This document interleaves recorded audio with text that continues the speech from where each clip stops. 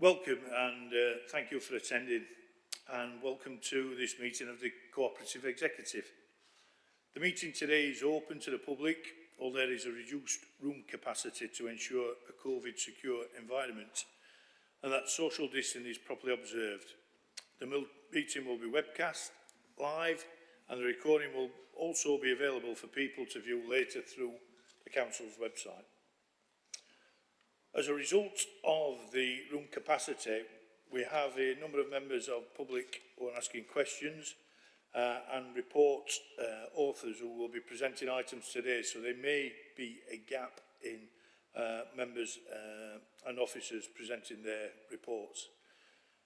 I therefore ask for your patience and to allow this to be managed safely. Please can I request that mobile telephones and other such equipment are switched to silent mode so as not to disturb the meeting and the conduct of the meeting. There is no fire test planned for today, so if there is an emergency evacuation, please take instruction from Town Hall staff, and the assembly point is Tudor Square. And I love Tudor Square. Can I now introduce ourselves? My name is Councillor Terry Fox. I'm elected member of the Manor Castle Ward and also the leader of Sheffield City Council.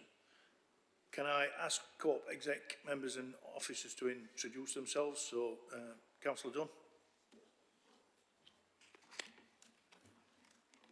Councillor Jane Dunn, Co-op Executive Lead for Education, Children and Families, and proud Southey Ward Councillor. Councillor George Lynn. Hello, I'm George Lynn-Hammond. I'm the Councillor for Hillsborough Ward and Executive Member for Health and Social Care. Thank you. Councillor MacDonald. Good afternoon, I'm Councillor Kate MacDonald. I'm a Councillor for Cleethlas Valley Ward and I'm the Executive Member for Finance and Resources. Councillor Mazarico. Hi, sorry, it's come up as Councillor Victoria Bowden on my... that just threw me there, sorry. Mazar Iqbal, Councillor for Darnell Ward and Co-op Exec Member for Culture, Regeneration and Development. Thank you. Cheers, Mazzy. Come up here as well. Councillor Wood.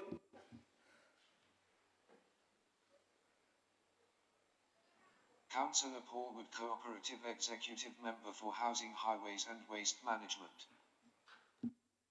Cheers, Paul. And great use of technology there. Thanks, Paul. I'm glad we've got that working. Councillor Paul Turpin.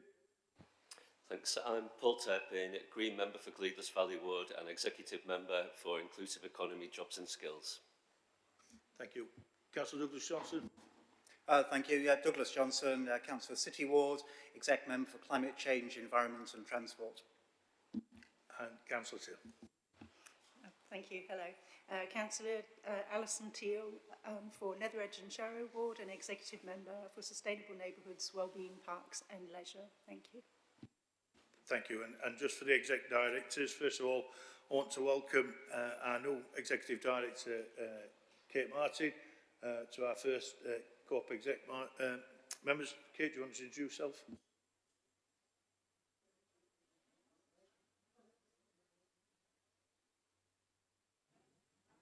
Okay. Thank you, everyone. So my name's Kate Martin. I'm Exec Director for the City Futures portfolio. And I'm really pleased to be here, and it's good to meet you all. Thank you. Thank you, Kate. Welcome. Mick? Mick Crofts, Interim Executive Director of the Place portfolio. Thank you. John? Good afternoon, everyone. My name is John McElwraith. I'm the Executive Director for People Services. David? David Hollis. I'm Assistant Director, Legal and Governance. Eugene? Eugene Walker, normally Executive Director Resources, currently Acting Chief Executive. Thank you. And finally, Abby? Abby Hodgetts, Principal Committee Secretary. Thanks everyone, and I'll ask all those presenting their reports to introduce themselves at the specified term. Have we any apologies for absence? We've had apologies for absence from Councillor Julie Grocott, Gillian Duckworth and Kate Josephs. Thank you, Abby. Item 3, I've got exclusion of press and public at items 24 and 25. Can I just ask members to show if they want to raise any issues on the appendices? If not, then we won't have to exclude. Everything okay? Okay, thanks for that.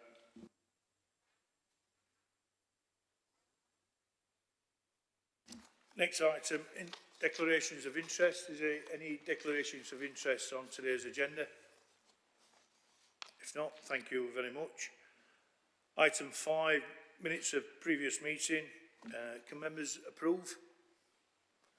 And second, thank you. Can we agree that? Thank you. Item 6, public questions and petitions. Abby? Thank you, Chair. We've got questions from 5 members of the public today. The first one is from Robin Hughes. I believe Nigel Slack will be asking a question on his behalf because Robin's sadly come down with COVID, so he's not here today.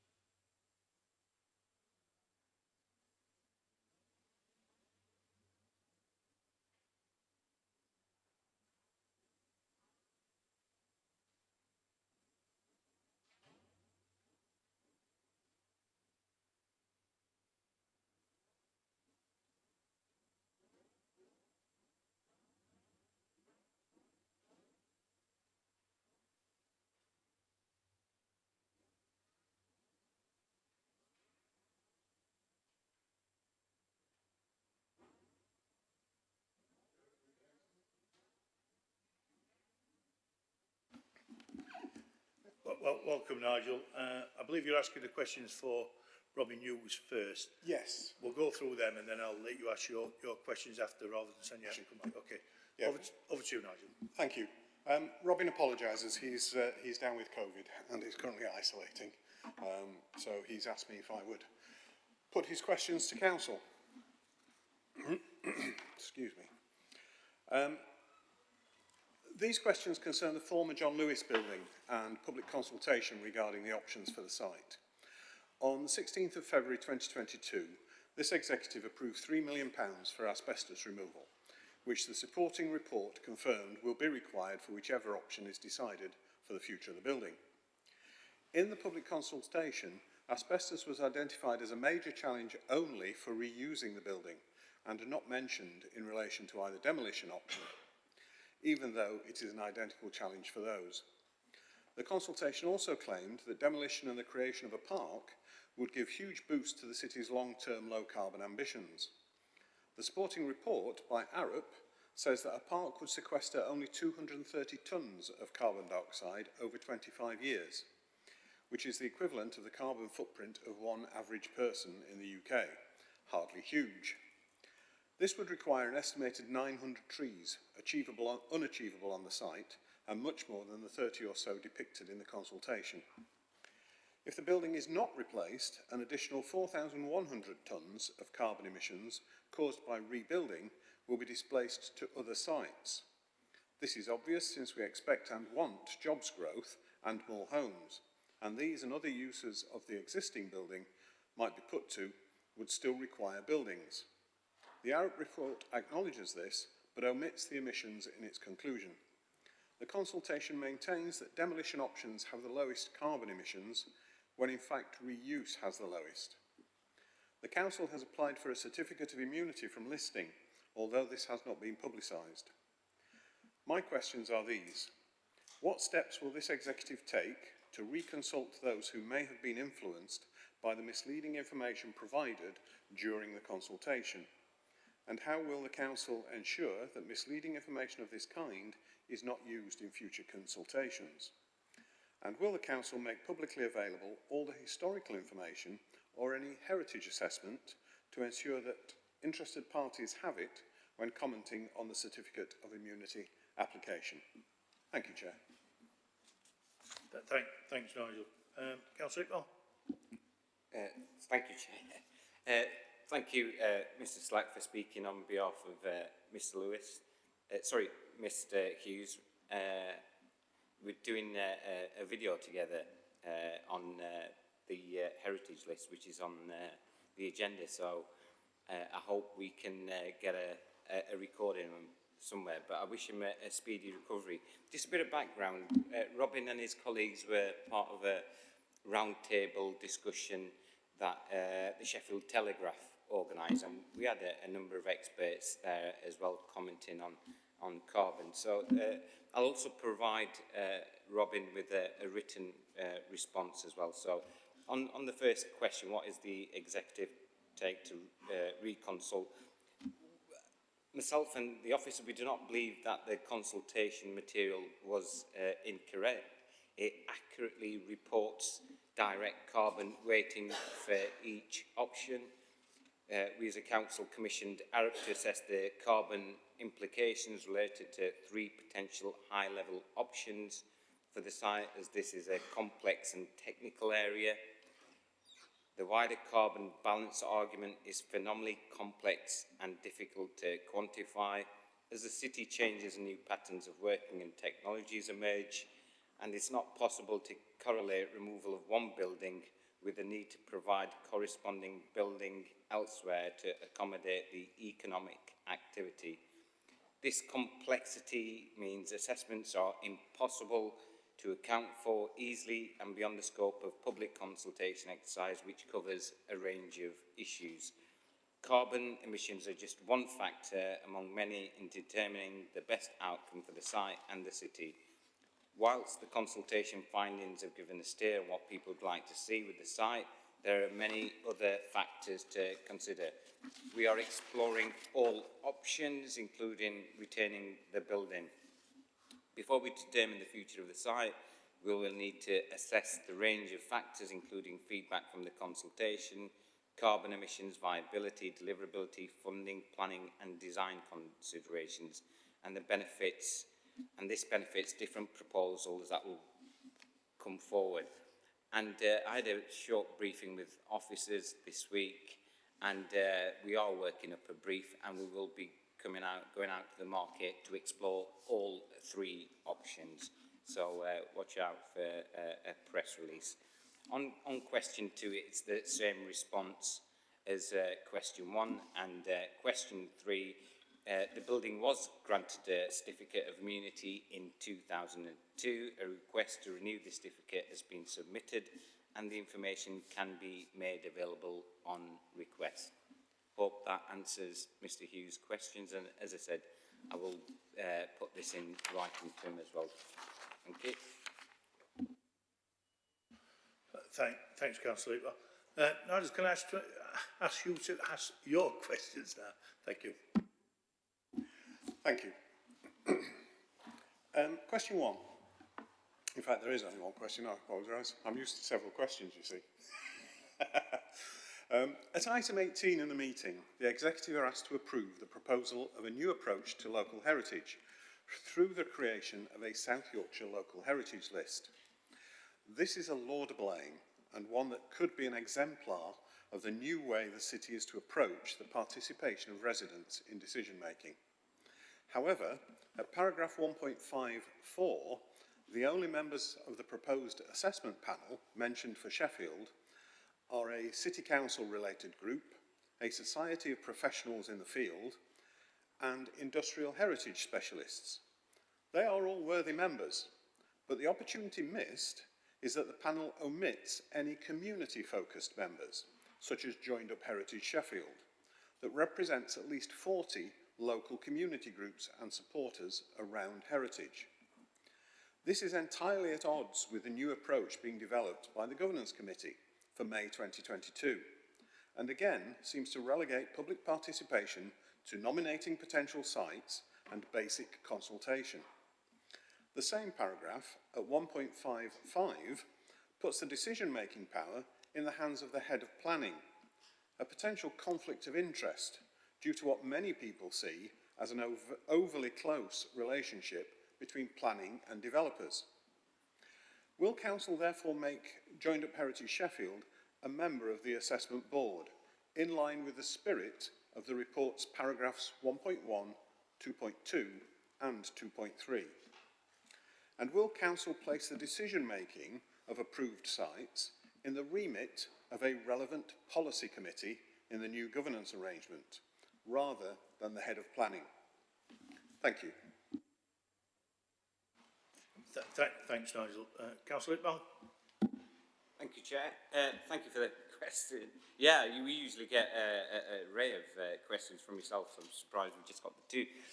Yeah, Joined Up Heritage have been working with us for decades. It's important we recognise the work they do, and I think I got an email from Councillor Turpin this morning asking the same question, and the answer is yes. It's important to have them on board. As you know, the local heritage list was launched last year. It's in the report.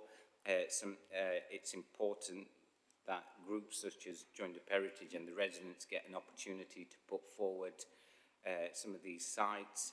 And I think we've got something like 80 sites from across the city. I know there's the Tinsley Library building in my ward, the Loxley Cemetery. So yeah, it's an important time, and we're encouraging as many residents to come forward and nominate sites. So yes, definitely we'll have Joined Up Heritage on our group. Regarding head of planning and the conflict of interest, I don't think there is any. The planning office is not just head of planning. If you look at the work they do and have done for many, many a year, they're always taking on board the legislation that's in front of them. So there's never, for me, been a conflict of interest. But for me, I think it's a bit of both. Head of planning, I meet with him on a weekly basis, and when we come into the new committee system, then hopefully he'll be coming along to that committee as well. But I don't have a problem with the head of planning making the decisions. As I said, there's no conflict of interest at all. Thank you, Chair. Thank you. Thank you, Mr. Sly. Thank you, Chair.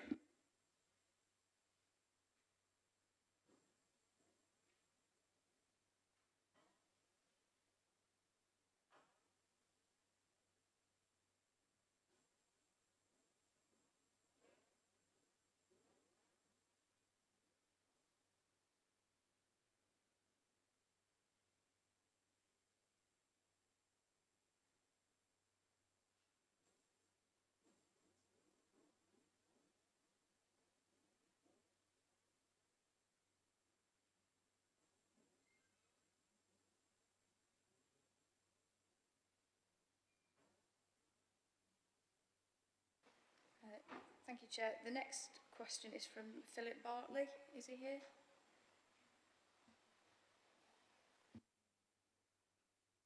Okay, if not, we'll get him written answers to those questions. Abby? And then Nassar Rafiq or Michael Suter. If we've got no others, we'll get written answers out to those individuals. We've got their contact details, yeah. Okay. Thanks, everyone. The next item on the agenda, item 7, items called in for scrutiny. There's none. Item 8, retirement of staff. We've got a report here that provides details of 10 members of staff who've recently retired from the council with over 20 years service. Some double that in well, some real kind of dedication to the organisation. Can we accept the recommendation to convey the council's thanks for their work, extend its best wishes for the future and a long and happy retirement, and request that the appropriate extract from the resolution under the common seal of the council be forwarded to them? Can we agree that? Thank you. Next, we're on with rather large agenda today, so would welcome obviously the presentations to be short, and also obviously I don't want to stifle debate, but we'll keep it as tight as we possibly can. Item 9, procurement to support Sheffield young people affected by domestic abuse. Can you introduce yourself, Sam?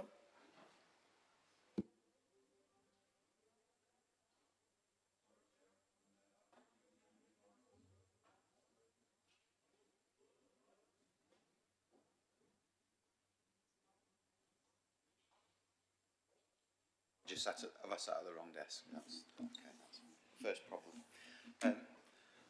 Thank you. Good afternoon, committee. So my name's Sam Martin. I'm head of commissioning for vulnerable people services in the people portfolio at the council.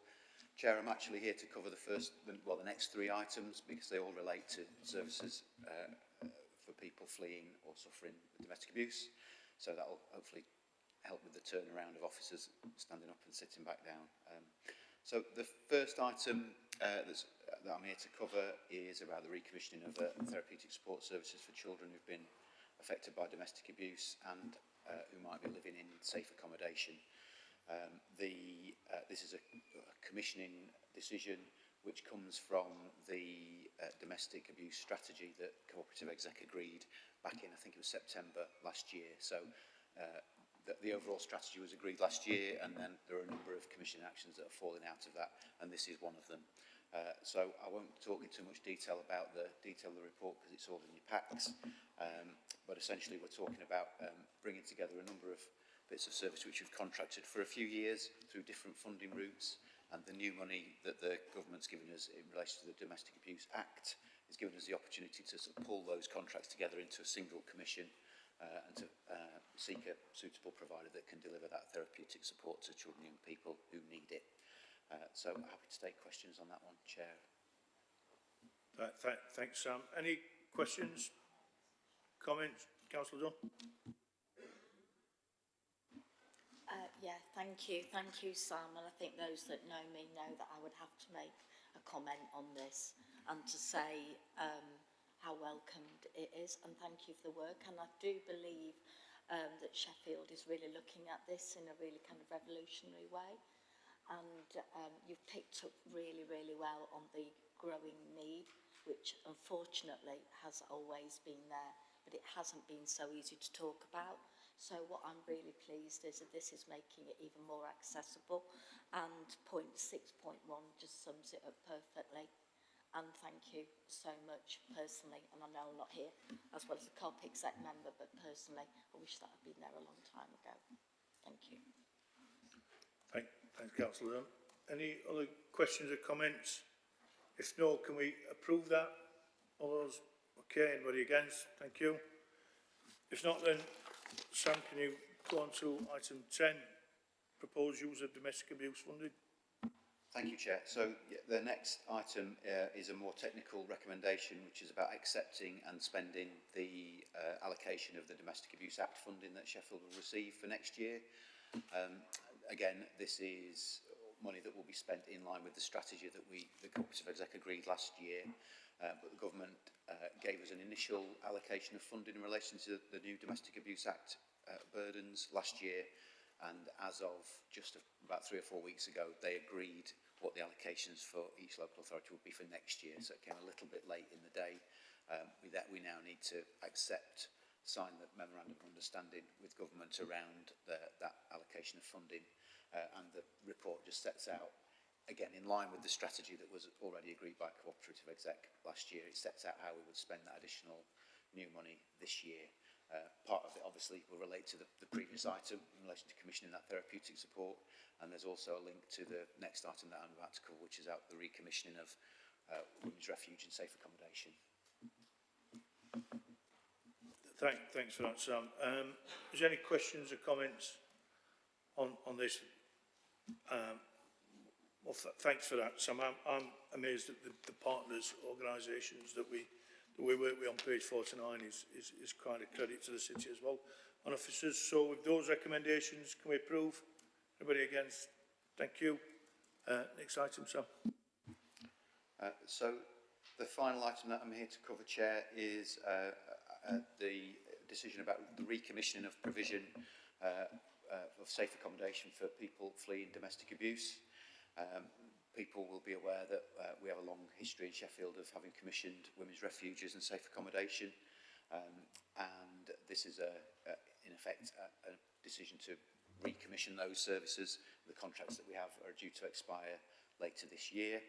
I think it's worth pointing out that I guess part of the recommendations that we're making here is to commission a wide range of accommodation options for people. So not only kind of block refuge provision, which is the kind of provision that people might expect when they think about refuges, but also a range of dispersed accommodation, which gives us much more of an opportunity to support people from diverse groups who are fleeing domestic abuse, because we know that women are by far the biggest sufferers and victims of domestic abuse, but there are many other groups as well who suffer with domestic abuse, and it's our ambition to provide appropriate support and accommodation for all those groups where we can. So that's one of the changes that we're proposing to sort of bring about with this recommissioning process. But aside from that, I think that the report sets out in a lot of detail what the needs like and the kind of services that we're looking to commission. So I'm just looking for that to be approved today if possible. Thanks, Sam. Any questions, comments, George? Thank you, Chair. And Christian, obviously, I want to just cover it to some extent on the ground. These three items, these are all three items that I've been to evolved to some extent. I just want to say that these all represent a tremendous amount of work by you and your team, Sam, and it is made so much more difficult for the fact that I'm really pleased that it was a good cross-party piece of work in Parliament to get the Domestic Abuse Act, and from that, money has flowed.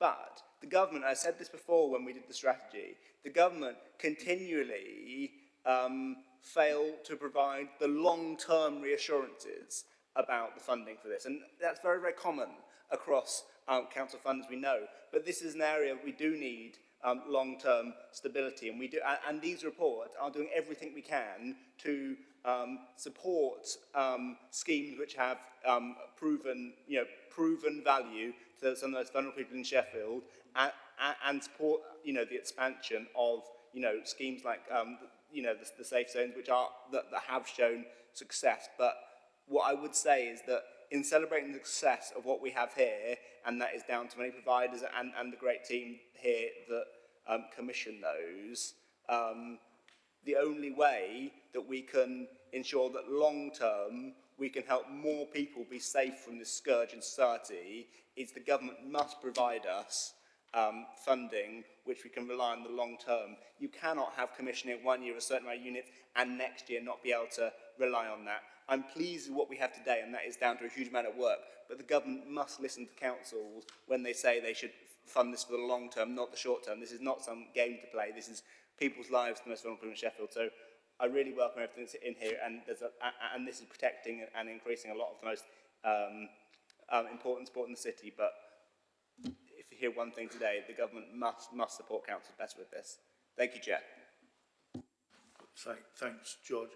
Any more? I've just got one question, if I can, Sam, regarding the page 68 of the report with the 1.713, the equality and diversity information, regarding about the amount of variety, if you want, in that the people that the staff are having to deal with.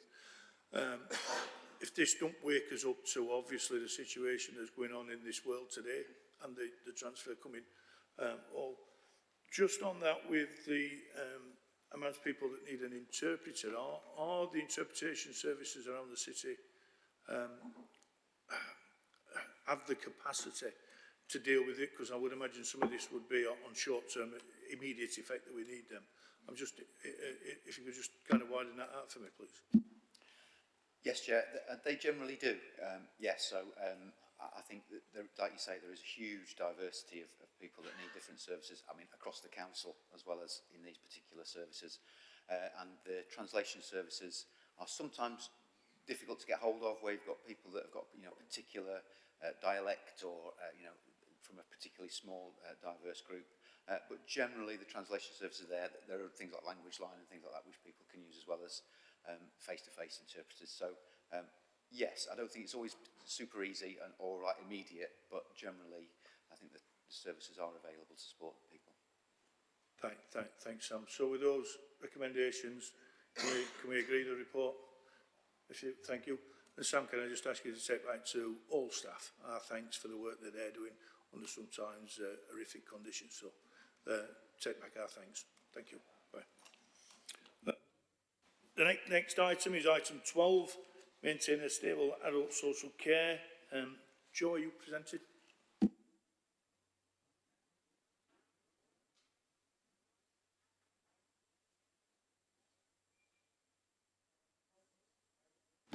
There we go. Hi, I'm Jo Horobin. I am a Director of Integrated Commissioning and People Portfolio at the Council. The Sustainable Market Report is produced annually and describes the adult social care market in the city, including the costs, pressures and the demand for each type of care provision.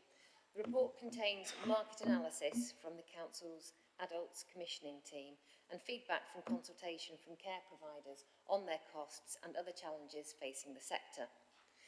This detailed analysis and the breadth and depth of information gathered from council contracted care providers in the main informs the recommendations for fee rates for the following year. This year, the council faces huge and well-documented challenges in delivering on significant savings in order to deliver a balanced budget. This means difficult decisions must be made on a balance of risks in order that budgets can sustain the whole breadth of social care services required to meet the needs in the city. The fee increase of just over 3% for care providers contracted with the council that this report recommends to the cooperative executive will be disappointing to many of the city's care providers. And I know that the Secretariat has received a number of responses and questions in the last week from care providers which will be addressed in writing. These have also been submitted as a supplementary paper to the cooperative executive. However, the serious financial constraints facing the council require us to work with care providers to develop and transform commissioned social care provision and our own adult services in partnership with health in the city to deliver longer-term sustainability. And this is reflected in the adult social care strategy that is also being presented today by Alexis. The council is committed to engaging and working with care providers to drive our shared ambition to raise pay and conditions, but increasing fees is only part of the approach we need to take.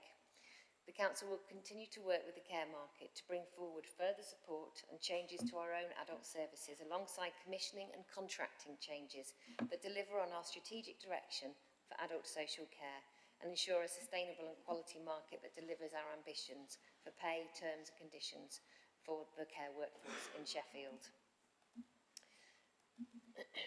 The financial and operating context for all types of care provision does remain volatile in the wake of the pandemic and will require dynamic and ongoing risk assessment to ensure a sustainable quality market. The impact of this fee increase will, as always, be closely monitored and the cost of care further examined for each type of provision over the next 6 months in response to two things: the Department of Health and Social Care requirement to pay a fair cost of care and our own changes and transformational programmes. The intention of the government requirement is to ensure effective planning for the implications of the new care cap, but will also support us in ensuring as commissioners that our procurement plans optimise value for money through improving funding security and embedding enablement and quality outcomes-based contracts. So I'd like to recommend the paper with the respective increases to cooperative exec members for approval. Thanks, Joe. Any questions? George? Can I just ask a question, but then return for a comment, if that might be all right, Chair?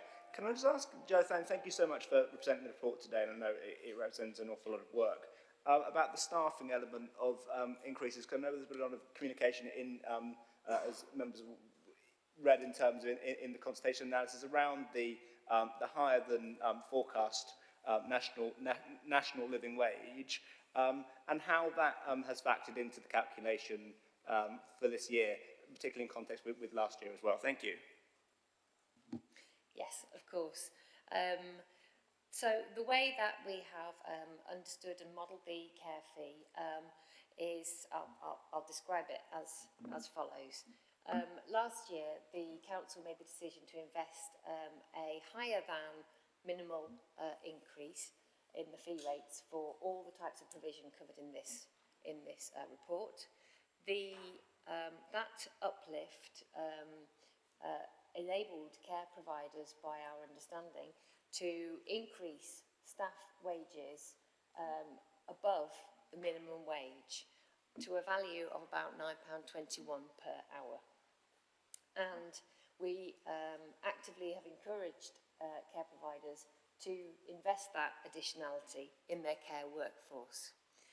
When we've come to look at the increase in the minimum wage this year, we have looked at the assumption and our understanding that care providers have used that additionality to invest into their staff workforce, and that therefore they are paying currently £9.21, which is above the national minimum wage as it currently stands.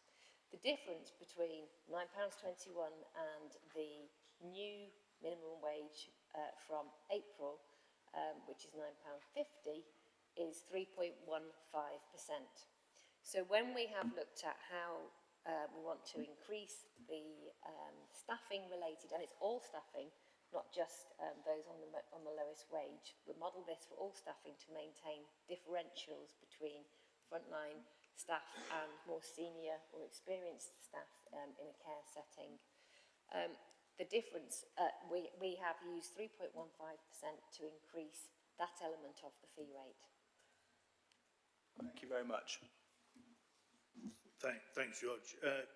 Councillor Douglas Johnson.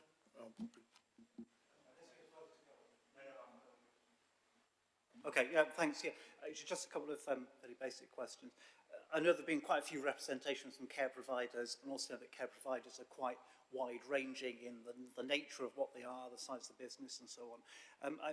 And it's not my area of expertise at all, not my portfolio. I just want to check if is really what they're asking for more money to reflect the national level of underfunding of social care and the need for more money to go into the system all round, or were they asking for anything more specific that could be fixed without an injection of cash?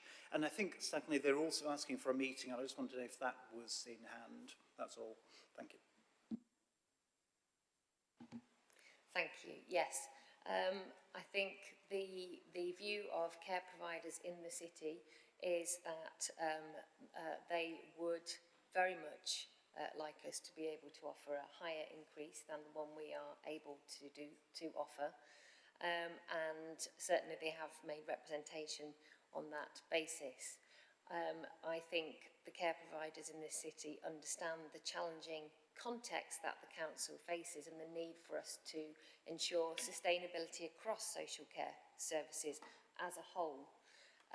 I think it is very clear, the Local Government Association have made very clear that that social care continues to be underfunded, and that the social care precept and the levy attached to that of 1.25% it will not address the funding gap for local authorities between what the local authorities receives and what it is able to pay to providers. I think there is an understanding of that from our care providers, and I think they are facing very challenging times, just as the council is, and we acknowledge that. The key is how we work together to find innovative and creative ways to address some of the challenges facing the sector, not only through the fee rate, albeit we recognise the fee rate is of critical importance to them. In terms of the meeting requested by care providers, absolutely yes. That is in train. Thank you. Thank you for that. Thanks, Councillor Lewis. George, do you want to come back in and then I'll bring Kate? Just like, if I make a comment in that, just a comment really, if that's okay, Chair. This is, I think we all recognise this is a very, very challenging time for the care sector and for the City Council. What I would say is that an awful lot of work has been done, and I thank Joe, you and Alexa's teams for the amount of work and engagement with the sector. And I think it's really important to say that the engagement with the care sector clearly, from my knowledge, does not start and stop at the care fee process, but it is something that's continued throughout the time of the pandemic on so many issues that affect the sector, and that's really important. I think I just want to really highlight two things going forward, which I feel are particularly important in the report. Firstly, what was said about the cost of care exercise. That is clearly a really important thing, and something that the sector have engaged with us on for a number of years.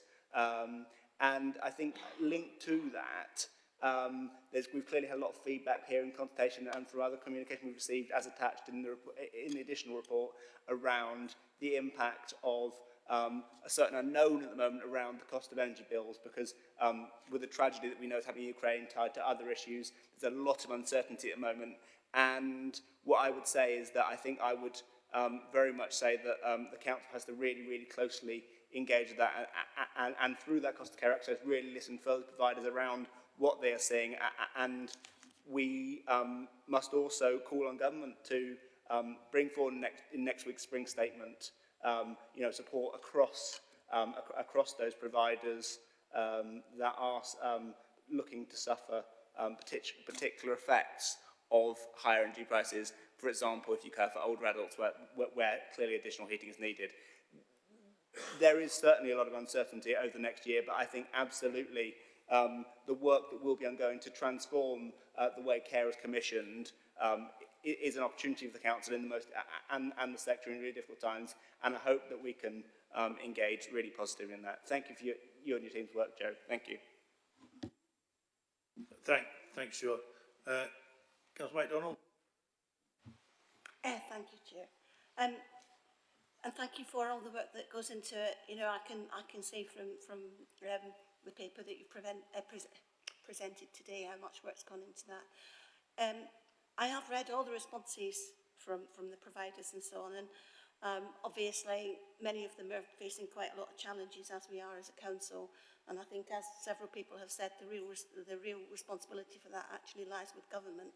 And it's so important as well that, I think we aspire to make sure that care staff are adequately rewarded, because they're not at the moment.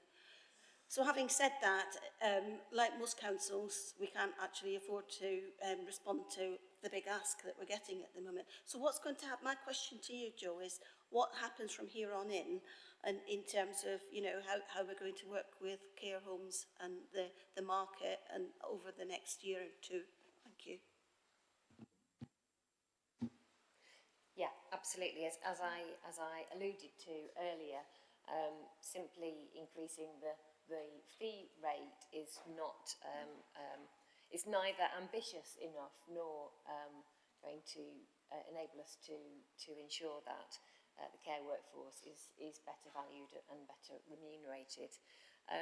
Key areas of work in adults commissioning include transforming the home care model in order that we have a strong enablement and independence focus, with a view to ensuring that care providers are better networked in their local communities and able to respond quickly and flexibly to need, so that we avoid the need for the same level of long-term ongoing care wherever it is possible to do so and appropriate to do so. That's a key part of managing the demand for services, and we have plans for the re-procurement as well of care homes, and fundamentally changing the way in which we procure, which we believe will offer care homes both greater security via contracts, but also enable them to access other support through health and our partnerships more widely in the city to support them with workforce development, digital inclusion, for example, and other aspects of running their business that we can leverage support for. That's just a couple of the sort of transformational changes that we have planned over the next 12 months. It is going to be a challenging time for providers and for ourselves, but I think there is a commitment all round from providers as well to ensuring that we have a more sustainable, long-term and ambitious, outcome-driven approach to supporting the most vulnerable people in the city. Thank you. Do you mind if I make a comment, Chair, now?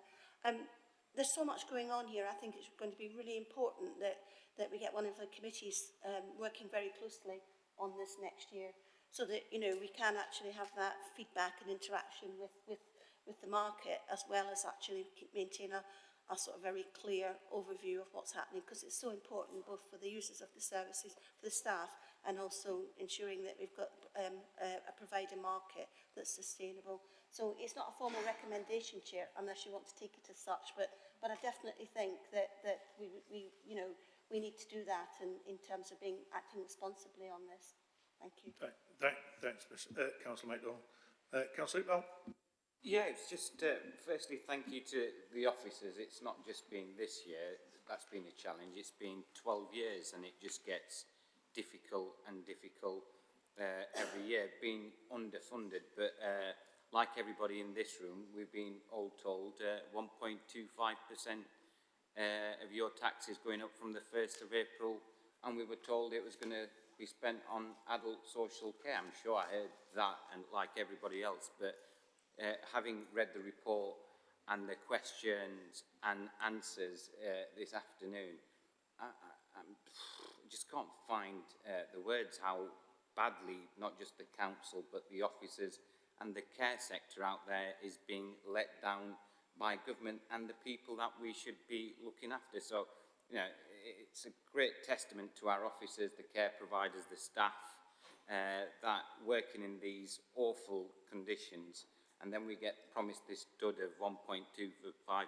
which doesn't appear. So, you know, good luck to George, Councillor George Linders-Hammond, and I know he beats the drum with government whenever he gets that opportunity, but it's a disgrace that we're having to go through this year after year. So I hope, I'm not an optimist like Councillor Hammond that something will come through, but I hope it does. Thank you, Chair. Thanks, Councillor Iqbal. Quite eloquently put that. On those recommendations then, and obviously I think the noting that we are rolling over very shortly into a committee stage, I think the committee, it will have to land with the committee, and the committee will have to work through these issues as well with a cross-party approach, which should be interesting. So with those recommendations, can we agree the report? Absolutely. Thank you. Thank you, Joe. Next item is item 13, future of Buckwood View Nursing Care Home. Is that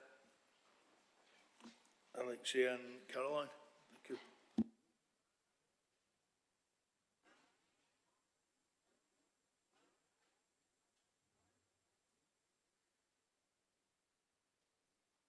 Do you want to introduce yourselves and then introduce the report? Thank you.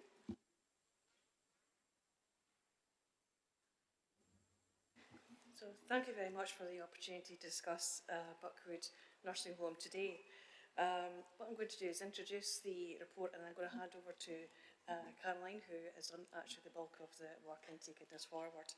So the purpose of the proposal is to seek permission to continue to undertake due diligence and options appraisal around the future of Buckwood Nursing Home with current residents and our partners across the city, and that's in response to a proposal from Guinness to surrender the lease. And on that point, what I'm going to do is hand over to Caroline. Thank you very much. Yes, Buckwood View is an 18-bedded nursing home in Gleeless. The current provider is Guinness Partnerships. The building is leased from the City Council, and Guinness have, as Alexis has mentioned, have indicated that they wish to surrender the lease back to the City Council. Obviously, there's some potentially quite serious implications in terms of the running of the current service. So the report outlines that we wish to begin the due diligence process with Guinness Partnerships and the care provider. And we also wish to consult with the residents and staff, which will feed into an options appraisal, which will then be brought back for a further decision at a later date. Thank you very much. Questions? Councillor MacDonald? Thank you, and thank you for the report. Obviously, Gleeders Valley is my ward as well, so I'd really like to know what you've put in place to work with the residents and the families for whom this must be very unsettling. So it's about communication and support for existing residents and families. Could you reassure me about that, please? Thank you. Yes, of course. Yes, we recognise that this will be a challenging time for the residents. I must stress that the residents of the home are extremely vulnerable. They have a range of quite severe learning disability and physical disabilities as well, and very much reliant on staff for everyday, for supporting with everyday activities. We will obviously use the information that we know about the residents and their communication needs, and we'll work with relevant professionals to develop an appropriate communication plan. We will also engage with advocates and family members to allow them to be involved in the process. So basically, we will work very hard to make sure that people can be as engaged as they wish to be throughout the process. Just a supplementary on that, please, and that is to make sure that their views are listened to and taken into account in terms of what their the future of this accommodation actually is, because it's their home at the moment, isn't it?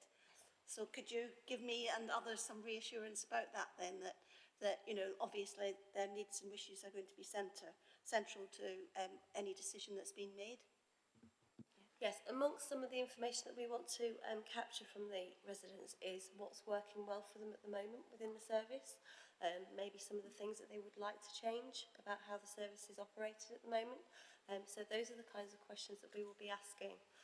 And yes, I think as I said, we will use all sorts of innovative things, for example, things like talking mats, pictorial tools, things like that, to make sure that we engage with people, because I believe at least 3 of the residents can't communicate verbally. And we will be reliant on the existing staff to support with that, as well as the relatives and advocates as appropriate. Thank you. Thank you. Councillor MacDonald. Councillor Turpin. Thanks, Chair. Thanks for bringing this. It's also in my ward. And I would welcome bringing this service in-house if that's an opportunity we have. And also, of course, the residents that are presently in the nursing home, you know, they must come first. I think that this presents a really good opportunity for Sheffield City Council. And as we've been listening to, the pressures on adult social care, you know, and of course those pressures are across the board with social care. And so, you know, I'm hopeful and optimistic that we can do something good with that.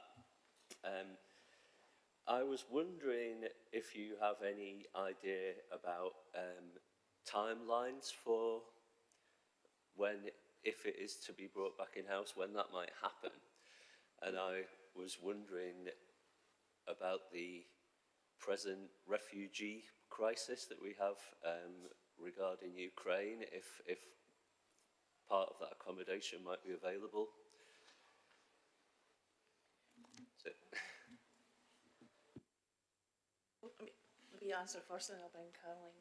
In terms of the options that's available, certainly one of the options that we will look at is whether we bring this as an in-house service also, because we do have registration and the ability to maintain stability for the individuals.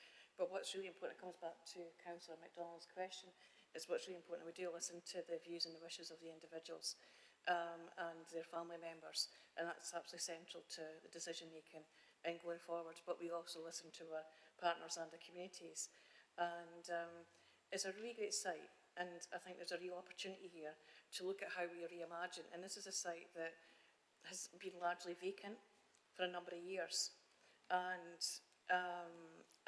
it does present a real opportunity, I think, for the community, but also for the individuals and for the council and going forward to really look at this in a very creative and innovative way.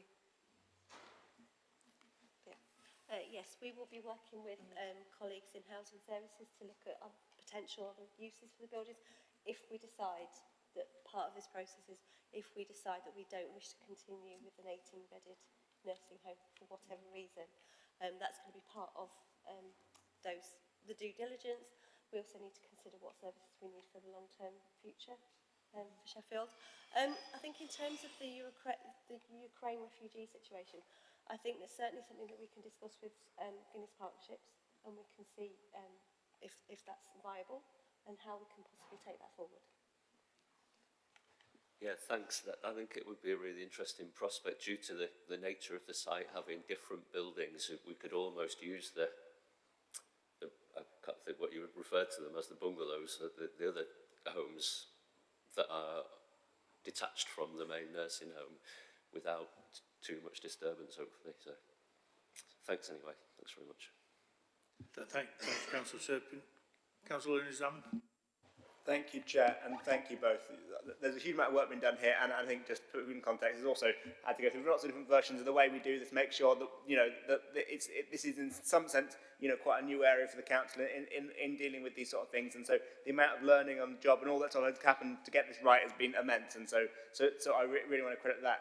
I want to say two things really very briefly. Firstly, as what Councillor Turpin said and to understand what Councillor McDonald said, there absolutely is, you know, long-term opportunity here for the council in terms of looking at the way we provide care, and I esteem many of your comments. But absolutely, this really is my primary focus here. Is absolutely what Councillor McDonald had. This is people's homes. This is about using the council's task here to ensure that those people are safe and well in their home, and that we support them as well as possible so they can live the lives they want to live. And absolutely, that doesn't mean there aren't lots of other thoughts within the discussions we've had about what this can mean for the model of this site and the future. I think there's a lot we can talk about as we go into the committee model as well. But I've been really clear with the officers. The first task here absolutely is ensuring that we are protecting and supporting those people to live the lives they want to live in their homes, and they are Gleadless Valley residents. So I'm sure that Councillor Turpin and McDonald will be on to me if that doesn't happen. Thank you. Thanks, Councillor Nizaman. Can I obviously just put in with regards on the commenters, we have to not forget that this is people's homes that we're talking about, and I think the sensitivity of this, the way that we work through this, has to be mindful of all of that, and we can see if we get it wrong, the consequences of that. So I think we have to take that at the speed the residents want us to go at that. So just with that in mind, we've got recommendations. Can we agree those? That? Thank you. Thanks. And thanks, Gary. Are you stopping, Alexis? Thank you. Item 14, working together with the NHS. Thank you, Alexis. Thank you very much for the opportunity again to speak regarding today. And this paper is about the proposed future arrangements for the governance of health and social care in the city.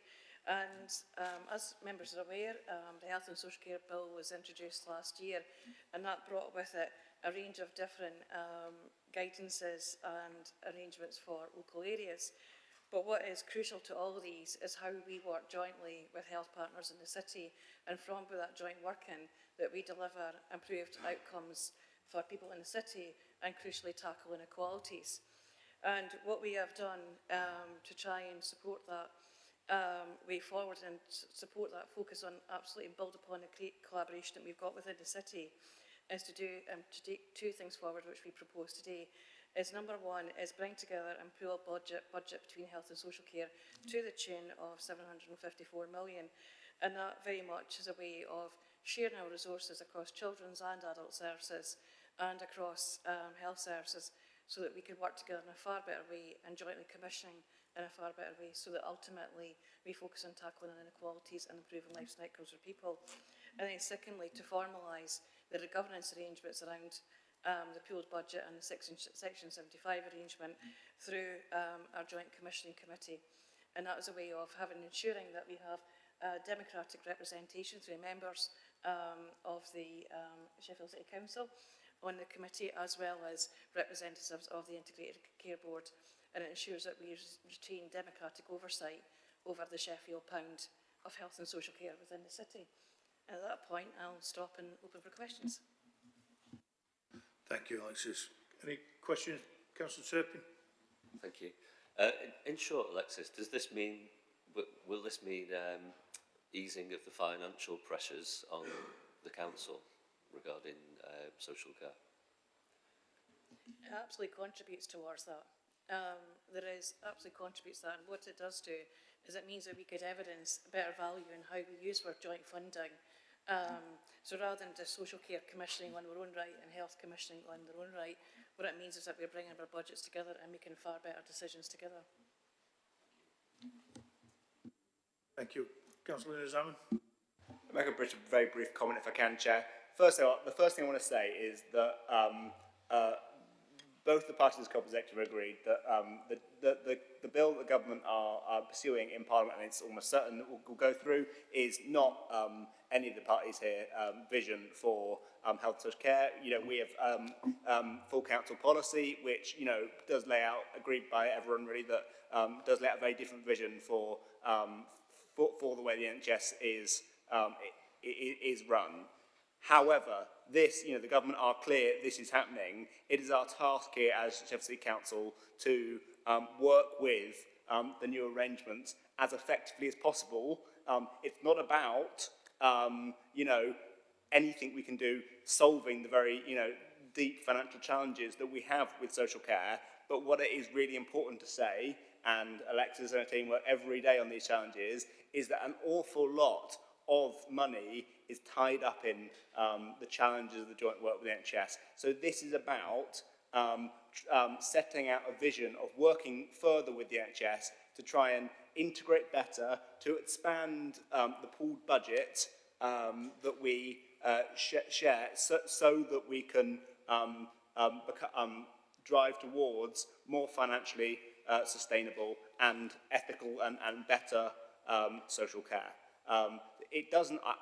No one should be voting for this today thinking that it will magically fix all the problems that we have in health and social care in the city. But absolutely, I do believe that we have to work honestly and conscientiously towards integrating many of our services with community health services in the city, because not only does that provide for better financial governance for the council, but it also can contribute to making more easy to understand and easy to access services for the residents of Sheffield, which is really important. In supporting this today, no one should be under the impression that this is Sheffield City Council's chosen desire of the way the NHS should be run. It simply is not. However, we must and we should and we will work for the best outcomes for people of Sheffield in whatever governance structures the NHS put in place, and we will continue to do that. And thank you so much for all the work in the offices. It has been a tremendous amount of work over a number of months to get this to this place. Thank you. Thanks, Councillor. Any more? If not, I just need to say that this makes me so nervous at this moment in time that we have to get it right. It is happening. The bill, I believe, is about July when it is due. We have to get this absolutely kicked on. We cannot affect it, but what we can do is affect our working relationships and our commitment to get this together. And I really am kind of really nervous. I'm glad we've got yourself, Alexis, and officers all over this, but we really do need to make sure that we get this buttoned down.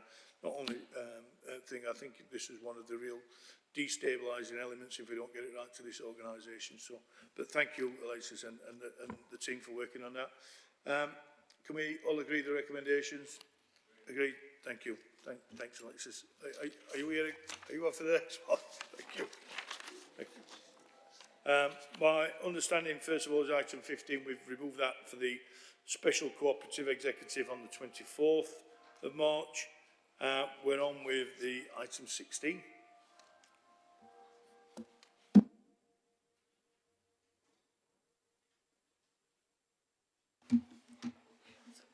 Thank you very much for the opportunity to present today. I'm going to introduce Charlotte Murray, who has been instrumental in pulling this together. Thank you, Alexis. Hello, everybody. My name is Charlotte Murray. I'm a Strategic Commissioning Officer in People Services, and I've been working on our proposed strategy for adult social care, Living the Life You Want to Live. It aims to provide a long-term vision and plan that sets out our strategic intentions for adult social care through to 2030.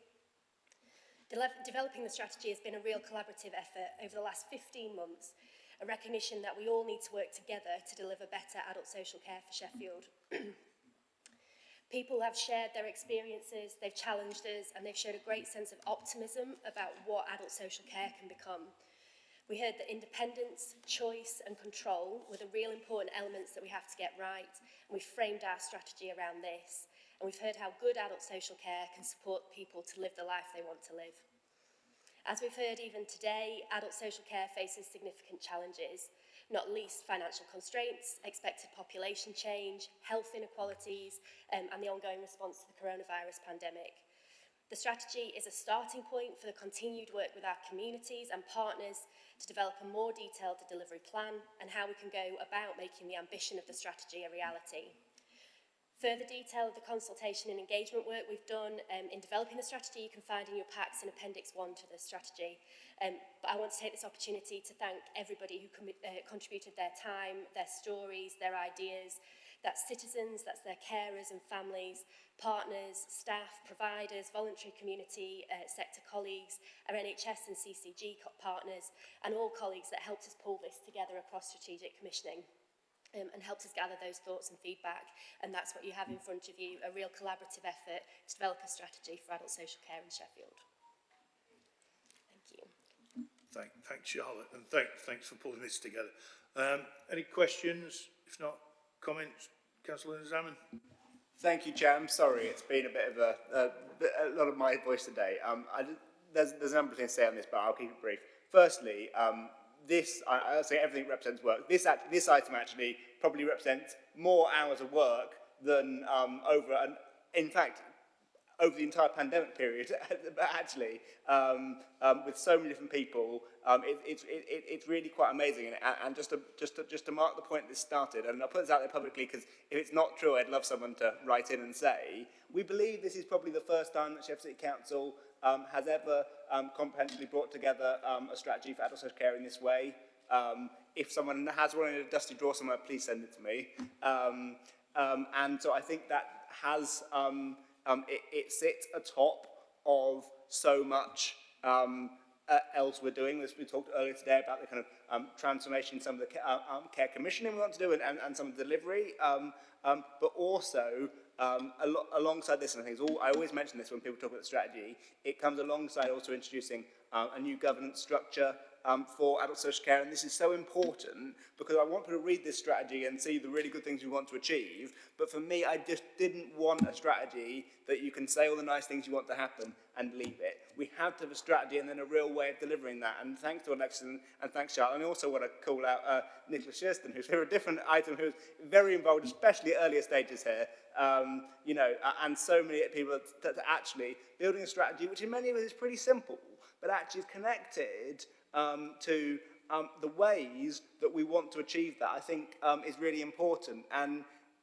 we can say so much about the challenges of social care, but this is setting out a vision which is based upon ordinary people, because I never want social care in the city to be an imposition on people. I want social care to be a levelling platform that allows people to live their normal lives, and that's why we've called it Living the Life You Want to Live, because it's about people and it's about removing barriers, not increasing barriers to people's lives, and that is the vision of social care that I always want us in the city to have, and I'm sure that, you know, I look forward to working with the future committee to you know, carry this out, because that's going to be really exciting. So thank you all. Thanks, Councillor Linden. Is it Councillor Turpin? Thanks, Chair. I don't have any questions. I mean, thanks for doing this work. I just wanted to just make a short comment in celebration of the cooperative executive and the Sheffield one-year plan. And it seems that we've got strategies coming out of our ears at the moment. It's got, in a way, you know, the flip side of the coin is that a bit staggering that we haven't had these strategies in place before, but just wanted to celebrate the one-year plan and the work that's been done this year with a cooperative group of opposition councillors and under the guidance of our Chief Exec, Kate Josephs. I think the work that we've done this year will last long into the future and make Sheffield and the council better. So thanks and congratulations everyone. Thanks, Councillor Turpin. All of that. Okay, we've got recommendations on the report. Can we agree those? Thank you. Agreed. Thank you. Next item, item 17, is the secondary mainstream school expansions. Nicola Tipper, Aye. Good afternoon. I'm Nicola Shearston. I'm Head of Commissioning for Prevention and Early Help in People portfolio. As I'm sure you're all aware, as a local authority, we've got a statutory duty to ensure we have enough school places for children who are living in this city, as well as managing excess places when that occurs. We've seen a number of challenges over the last couple of years and that will continue into the future. Some of those are the rising birth rates that we saw of around 25% between 2002 and 2012. And we're seeing those children enter into our secondary school education, which is providing a real challenge for us around places. We've also seen a rising demand in children with special educational needs needing particular support in some of our schools. We're anticipating that over the next few years we may see further rise in that of around between 30 to 50% is our worst case scenario.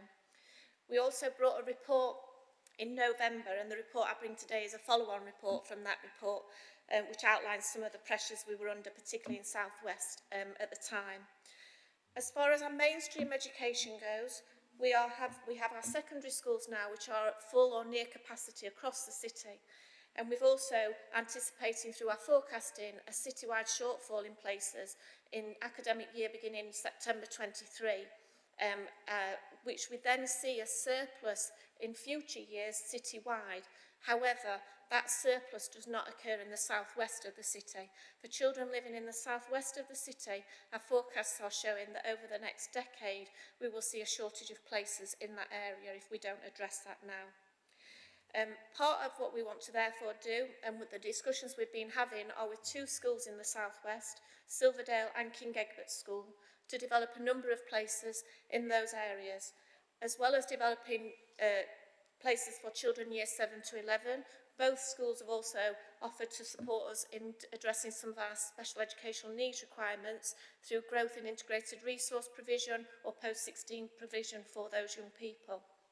And there's also a small growth in post-16 that recognises some of the pressures that year 7 to 11 growth will place on those post-16 places. We also, as far as mainstream goes, know that again in academic year 23, September 23, this is not just a pressure in the southwest of the city. This is a citywide pressure that we're facing. And we're also looking at temporary expansions in other parts of the city. The reason we manage permanent and temporary is because what we don't want to see is an oversupply of places in the city which can create further problems going forward as birth rates have dropped across the city. As far as our SEND provision goes, we've already developed over 200 places in the last 2 years. That's about a 20% increase on what we already had, and yet we still face a challenge on places in the city. Again, as I've just said, we anticipate that could be as high as 50% over the next 5 years, which equates to around 300 additional places for special school provision. We have got some places already developing, so we've got some at Talbot School, for example, we're developing 50 places, but that's nowhere near enough. We also have a key provision around our integrated resources, which are resources for children in mainstream provision with that additional support that enables them to maintain that provision. And we want to use integrated resources as our way of moving forward in supporting some of our young people. We've developed some already, but we want to develop at least another 5 integrated resources which will provide over 50 places for our young children. And those pressures are continuing even in September 22. When we came in November 21 with our previous report, we'd got some financial analysis around particularly Silverdale and King Egbert's, and we'd done some initial estimates, and we were asking for support from Sheffield City Council through the Corporate Investment Fund. Since we've done further detailed feasibility in those areas, we've recognised that due to a number of factors such as abnormals in the area, site conditions, and particularly the impact of COVID and Brexit on some of the rising costs for building works, that those costs for those 2 schemes have risen, and we're seeking further support from Sheffield City Council through the Corporate Investment Fund to enable those schemes to progress. We've also looking at our integrated resources, as I've just mentioned, and we're seeking support of £1 million to develop those 5 integrated resources because we believe that's the right approach for the city to support our children with SEND. We have had some allocation of funding from government, which is our basic need allocation for mainstream provision, but due to previous schemes, some of that has already been allocated, and therefore is again why we need support from Corporate Investment Fund. And we will get an allocation, we hope, of send capital, which we hope to hear in the next couple of weeks, but we don't know at this stage what that amount of funding will be. So we're asking again for support from the Corporate Investment Fund to enable us to develop these school places across the city and support our young children. Thank you. Thanks, Nicola. Any kind of questions, Councillor Turpin? Thank you. I have a question. I hope I'm not stepping out of the remit of this report. I was just wondering, with we've got the city centre strategy coming up, and tied to the local plateau. I think there's something like 20,000 new homes going up in the city centre and 40,000 new homes across the city. So I'm thinking in my ward there's about 18,000 people of all ages, and we've got 5 primary schools. There's 11 classes per year group to service those people. So I just wonder, you know, are we going to be kind of always behind, or basically I guess what I'm asking is what work have you done, you know, on that long-term forecasting? Thank you. I think it's a really valid question. We have a forecasting tool that takes us obviously over the next 10 years. Obviously, the further into the future that goes, the less accurate that can be, but generally it's a fairly accurate tool. Within that tool, not only do we take into account the birth rates, but we also look at the migration in the city, we look at housing growth in the city, etc. So we take in a number of factors. Some of the factors that we can't account for are, for example, the current crisis that we're seeing in Ukraine and potential migration and immigration, etc. relates to some of that. We've had similar Hong Kong migration that we need to take into account as well. And those factors are very unknown to us at the moment, so it's very hard until we start to see some of the children entering the city to know what those growth rates would be like. So we do factor all that into our growth. The housing yield we take for the number of houses that are developed, we account for that in each year group across the city, so we account for the number of children growing in each year group. In addition, although I'm talking here about a rising birth rate, which is now coming through into secondary school, what we're also experiencing is a falling birth rate now, and that's been falling for a number of years, and the forecast suggests that it will continue to fall, or at least steady out, but won't necessarily rise again for a while. And that's having an impact potentially on our primary schools in the city. So we have a duty, as well as managing deficit in places, to manage when we have surplus places in the city. So we're working very closely with our primary schools at the moment, looking at where we've got surplus places across the city to manage that. Thank you very much. Thank you, Councillor. Councillor Dunn. Thank you, Nicola, and I just want to thank you and the team for all the work that you've done, because it certainly has been a challenge, and I think that the investment of 7.7 million with another 1 million into integrated resources really shows this council's commitment. We haven't hesitated when we saw the challenges, and I think the investment in special educational needs, when we can see that rise, I just think that this council is showing what can be done, and I'm deeply disappointed that the government have not done exactly, they haven't responded to our letters, to our emails, and I'm really disappointed that the Secretary of State came to Sheffield last week and didn't bother to come and see what he could have done in the city, because I have been writing and he's ignored every single letter, and I'm extremely angry about that, because it's letting down every single child and family in this city. But however, I think what we are doing is absolutely great, and I think it will help build that inequality across the city, because we have made sure that the access will be there from every area, so that every child in this city has a chance to attend schools that are outstanding. And the fact that we are looking so far in front, as far as we can do accurately. Great question, Councillor Turpin, because it's such a difficult one to do, you know, to make sure that we give the children and the families the most local school possible, but also we're not passing that financial buck which the government have passed on to the schools, which make them unviable, and it's not something that they should have to even have to deal with. But I just want to thank the team. I'm sorry I'm a bit passionate about this because it was a great big challenge to come into after the pandemic, and you have certainly risen to it, so thank you. And thank you to Kate's team for letting me have the money. Okay. Thank you, Councillor Dunn. No more comments? Oh, Councillor McDonald. Thank you, Chair, and thanks for all the work that's gone into this, and you've really tried hard to find innovative solutions and so on to try and provide the service within the inadequate funding that the government have made available.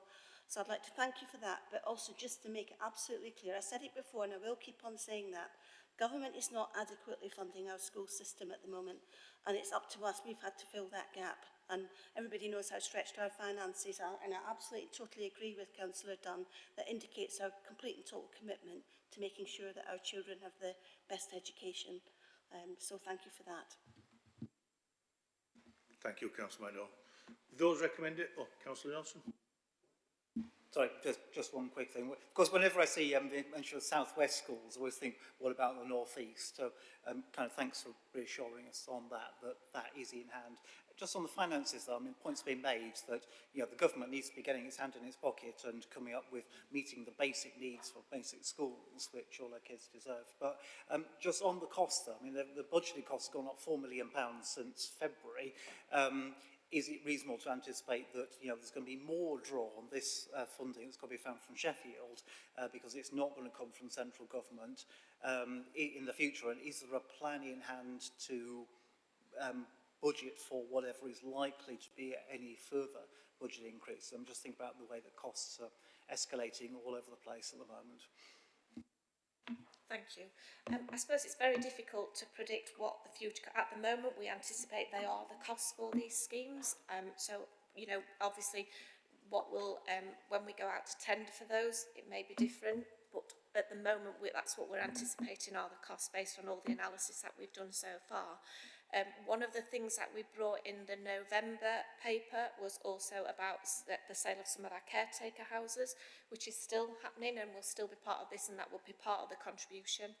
We get two different allocations of funding for this. We get basic need allocation, which is the allocation to develop our mainstream provision, and we don't anticipate any further basic need allocation, partly because how Councillor McDonald and Councillor Dunn have described about the way the government allocate the funding is based on places and the number of places they expect us to develop, and they're not anticipating that we need any further capital. It's a very complicated way of allocating, which will probably take up the rest of the afternoon if I'm not careful. And then the SEND allocation of funding is very much more of an unknown figure to us, but we won't know that until probably towards the end of March when we get that allocation. But obviously we're taking all that into account as part of our discussions. Yep, again, thank you very much. I'm anticipating we'll be back here for a further increase in capital at some point, but I'm happy to go with this. That's great. Thanks, Councillor Johnson. If that, we've got recommendations. Can we agree? Thank you. Agree. Moving on to the next item, item 18, South Yorkshire Local Heritage, Michael and Dina.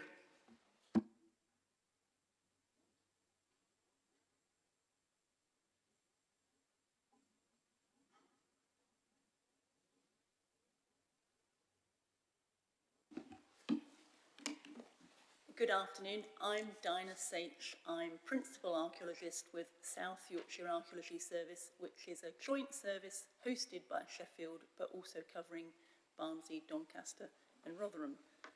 I'm just going to talk about the local heritage listing process and then ask members about the recommendations in the report.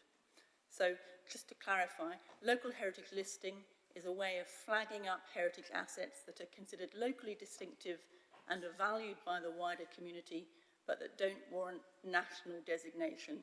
And it's a category that can cover a range of heritage assets, not just buildings, but also design landscapes, archaeological sites, memorials, and so on. There's best practice guidance set nationally about how the process should operate, with nominations invited from the public, assessment by a panel of both professional and community members, who would make recommendations for what's suitable for inclusion onto a local heritage list, and then that local heritage list needs to be formally adopted, or rather assets recommended for the local heritage list need to be formally approved for adoption. And having a local heritage list in place helps identify significant local heritage assets so that they can be picked up early in the planning process, helping them to be considered as that process goes through. Sheffield has looked into local listing before, but didn't get to the end of the process. The grant funding we have now from the government is allowing us to look at this across South Yorkshire. And we're looking to set up a consistent approach and equivalent processes in each of the 4 authorities. So the report we're bringing today is asking members to consider the recommended process, which would allow heritage assets to be identified and included on a local list for Sheffield. And the process is set out, includes the method of assessment, including the panel, which we heard a question about earlier, just to reassure members and the public. The intention is, of course, that the process will be inclusive and not exclusive. And then delegation of decisions about recommended assets that will be locally listed to the head of planning, and that is following a model that was developed by Barnsley and which we think will set out a sustainable approach to decision making. And so that is the approach that we're hoping members will agree and help us to set up a process across South Yorkshire. Thank you. Any questions? Councillor Johnson, Councillor Teal, Councillor Linderson, Councillor Iqbal. Councillor Johnson. Thanks, Chair. Thanks. Yeah, very good to see this, because I know the local listing started off well over 10 years ago, and what was good about it was engaging communities, and I'm not sure that's in here. I think it's a really good thing to talk about how people engage with heritage in the area before they get to the point about grumbling that someone's either not doing something about it or that they are doing something about it. So that's really good. Just on the point made earlier in the public question which you heard about the inclusion of joined up heritage Sheffield in there, I just wonder if that can be brought into this, because what's unique about this is that Joined Up Heritage Sheffield is a pan-heritage organisation, and has been a very good positive step in bringing the many heritage and historical organisations together in Sheffield. And I wasn't entirely clear whether it was proposed that they would just have, you know, it was hoped that they would be involved in the process in the way that any member of the public can be, or whether it's an agreement that will be part of the assessment panel along with the 3 named organisations there. So are they going to be brought into that? And so can we, have a look at that? To clarify, we've spoken to many organisations, including Joined Up Heritage Sheffield, which, as Councillor Johnson says, is effectively an umbrella organisation. So I'm quite sure that at least 2 of the named organisations in the report will actually be part of Joined Up Heritage Sheffield. When we have spoken to groups, we've encouraged them to see a distinction between being involved in the nomination process and being involved in the assessment process, to kind of keep those 2 aspects separate. And at the moment, Joined Up Heritage Sheffield are focusing on the nomination process. So the intention, so there's no issue, as it were, with Joined Up Heritage Sheffield wanting to be on being on the assessment panel if they want to. There would just need to be clarification about how they were managing a split between the nomination process and the assessment process. So I would say that the named groups here were those who had committed to being on the assessment panel when we wrote the report. So we would throw open, as it were, the invitation to Joined Up Heritage Sheffield, but we would need to be sure that we and they had agreed how we were going to manage that distinction. Thanks, that's actually very positive. So I just wonder if that can be explicitly taken forward, maybe as a slight addition to the recommendations there, just because, and I think you are right to have that clarity, which I'm sure the other organisations had to go through, but if it could be resolved outside this meeting, that would be very helpful. There's no point starting off with an unnecessary argument, because this is a great piece of work. Thanks, Councillor Johnson. Councillor Teal. Thank you, Chair. Thanks for bringing the report. Can you tell me, do you know how long the process has been in place in Barnsley, and how is the process working out? Is it going well? Thank you. The process in Barnsley was set up because they were they had a heritage action zone, and it was a spin-off of that they set up a process to enable them to locally list some heritage assets that had been identified through that. Since that process was completed, effectively their list has not grown. So their list is growing as part of the South Yorkshire project that we're undertaking now. So in a way, they set the process up, but then they weren't able to take it forward further until this project came along. Does that answer the question? Yes, so the process itself in terms of the head of planning having the final say, is that working in other councils, or is this a new model, or how do we know it's going to work well is what I'm asking. Well, it's the model that was set up in Barnsley with the intention of having a simple, reliable, sustainable model with considering officer time. So it seemed like the best fit for them, and because we've had a discussion with them about how it had worked there, we're now seeking to implement that across South Yorkshire. But Sheffield is ahead of the other two authorities, so you're next, as it were, to discuss the actual adoption of the process. We're waiting for Doncaster and Rotherham to sort of get their reports in place. Thank you, Councillor Till. Councillor Lindsay-Hammond. Thank you, Chair, and thank you for the report. It's really interesting. Just a very simple question, really. Are there other towns and cities in the country, perhaps of a similar character to Sheffield, that you would highlight as having good examples of existing local heritage lists, so that, you know, the public or interested people might see what exists in the place already? Thank you. I think I'd probably have to say probably to that, but one of the issues with local heritage listing, as we saw when Sheffield tried it before, is the amount of officer time required to actually set the process up, which is why we're very focused on making sure the process is sustainable. So in fact, our nearest neighbours, for example, Lincolnshire and Greater Manchester, are also receiving government funding to take this project forward, as is West Yorkshire. So in fact, we're in a suite of authorities that are trying to address this currently. Okay, thanks, Candace. Lindsay-Hammond. Councillor Bell. Thank you, Chair, and it's great to see you in person. Great report, great piece of work. Started off, Chair, in 2021, and I think we've got 80 nominations in so far. As I mentioned earlier, there's a member of the public here, Mr. Slack, who asked a question on behalf of Mr. Hughes. I mentioned two sites in my ward, Attercliffe Public Library. I know there's the Daniel Doncaster Steelworks in Netherthorpe, Samuel Fox and Co office block in Stocksbury. So, you know, it's creating a bit of a buzz out there and encouraging local folks to come and nominate buildings.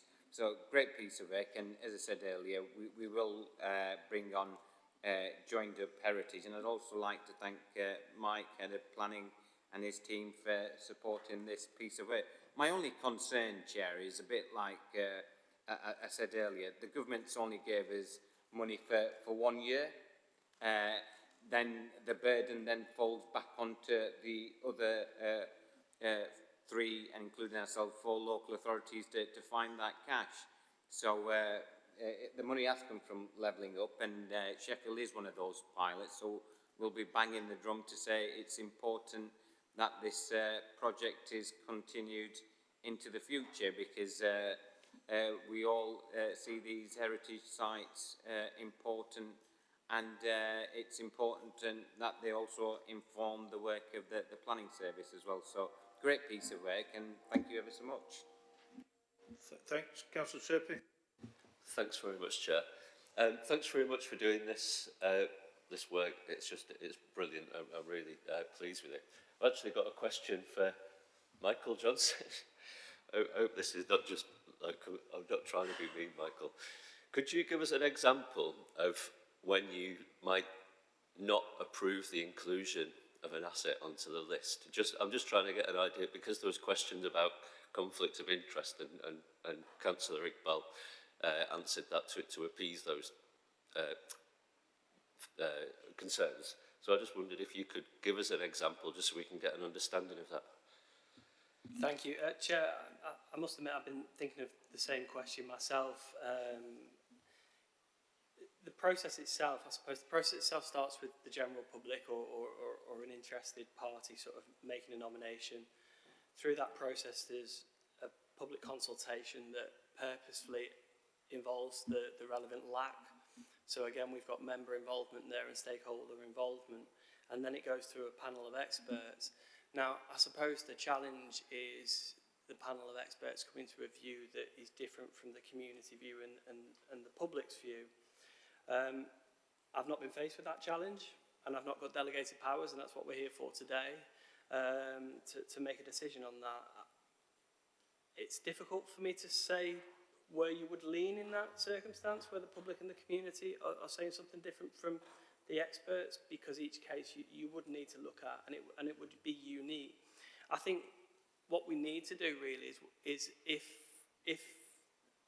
this committee is minded to follow the delegation proposal that's put forward, is to really keep an eye on it for 6 months or 12 months and see if we end up in a world of contention, or actually the public and the LACs tend to agree with the experts, and it is a process that comes to me with all of those people of one view, and it is, I don't want to say rubber stamping, but certainly a process that's a straightforward decision because of the route that it's followed and the feedback. So it's maybe a slight dodge to the question in some senses because we've not been through the process, but I think it is a process that we'll need to work through. We'll need to understand how contentious it is, and we'll need to understand, I suppose, that there might be a point where we come back to a room like this and talk to a committee around a different type of decision route. Thanks. Paul, so regarding that advice then, is it worth writing something into the recommendations that is monitored? You know, if the person with the delegated power suggests that it would be more appropriate that delegated power was monitored. Chair, yeah, I think that's a good idea. I've got no problem at all sort of putting a review period in there where we could have a mechanism to come back to the relevant committee to discuss how that process has worked and whether that committee wanted to consider delegation any further at that point. I think that would be fine. Why I'm just talking, Chair, just about Councillor Johnson's proposal with the recommendation with joined up heritage.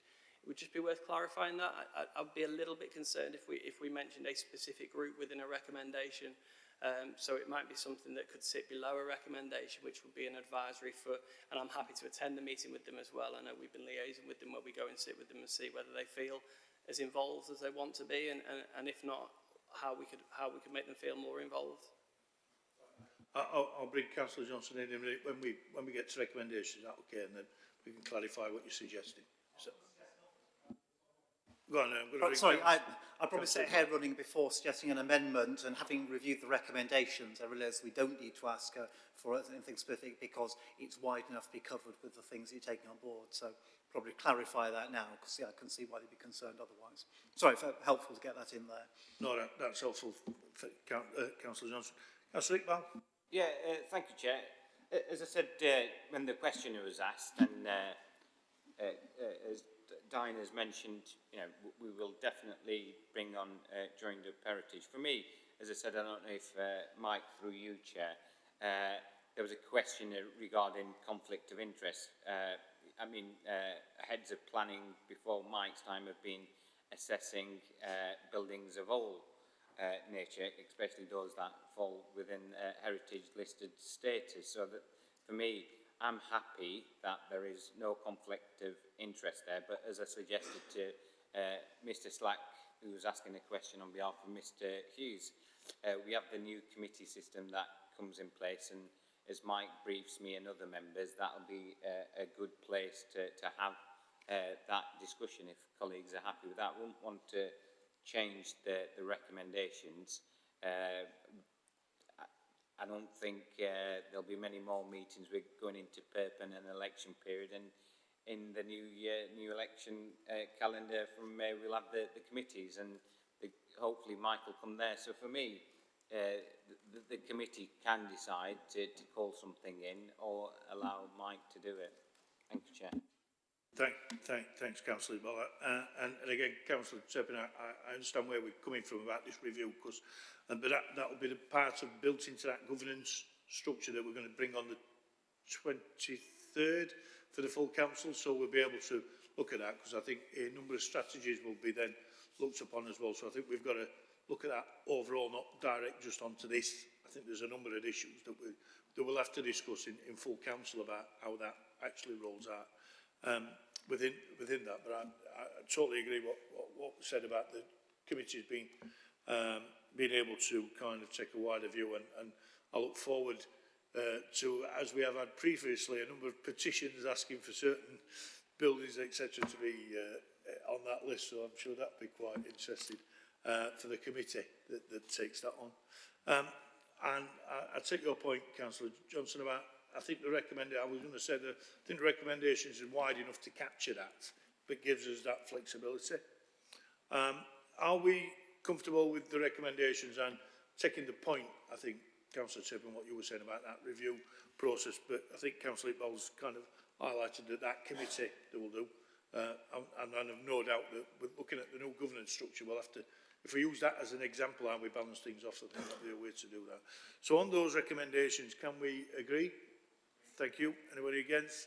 If not, thank you very much. Thank you. Are you stopping there, Michael? Thank you, Dana. On to the next item, community infrastructure levy. Michael? Oh, you're joined by Nick. Yeah, sorry.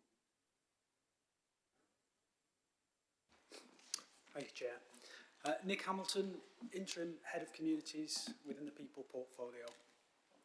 Basically, I'm coming here today to present a report which is the culmination of some collaborative work with legal, planning and communities colleagues to look at the allocation of neighbourhood SIL, which is Community Infrastructure Levy, in the context of neighbourhood plan areas. At the moment, our guidelines are laid down on the basis of a Cabinet report in October 2018. At that time, in Sheffield, we did not have any neighbourhood plan areas.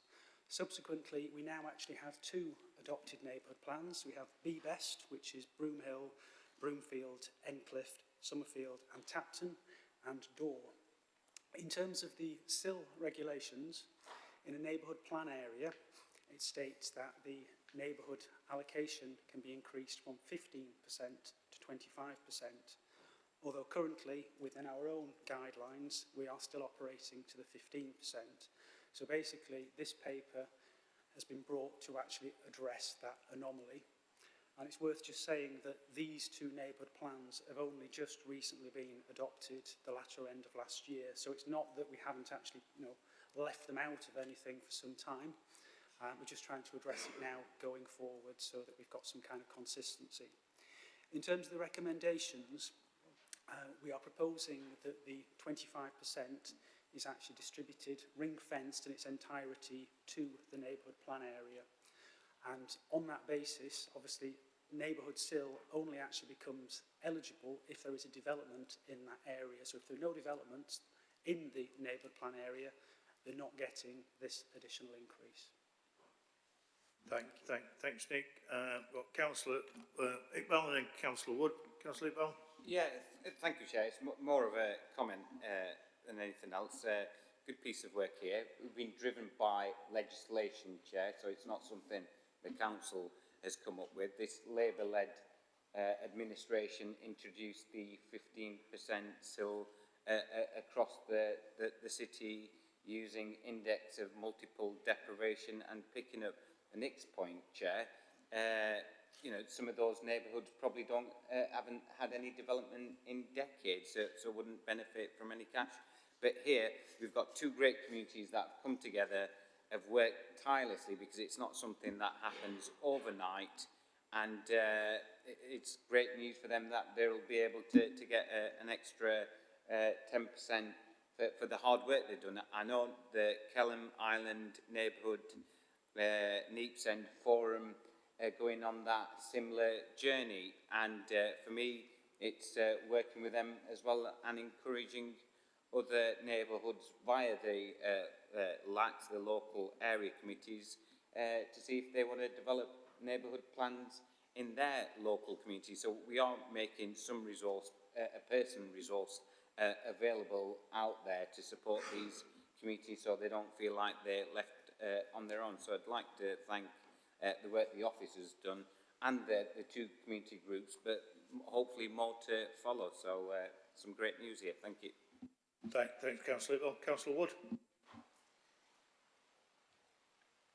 This paper advances inequality within the city, in my opinion.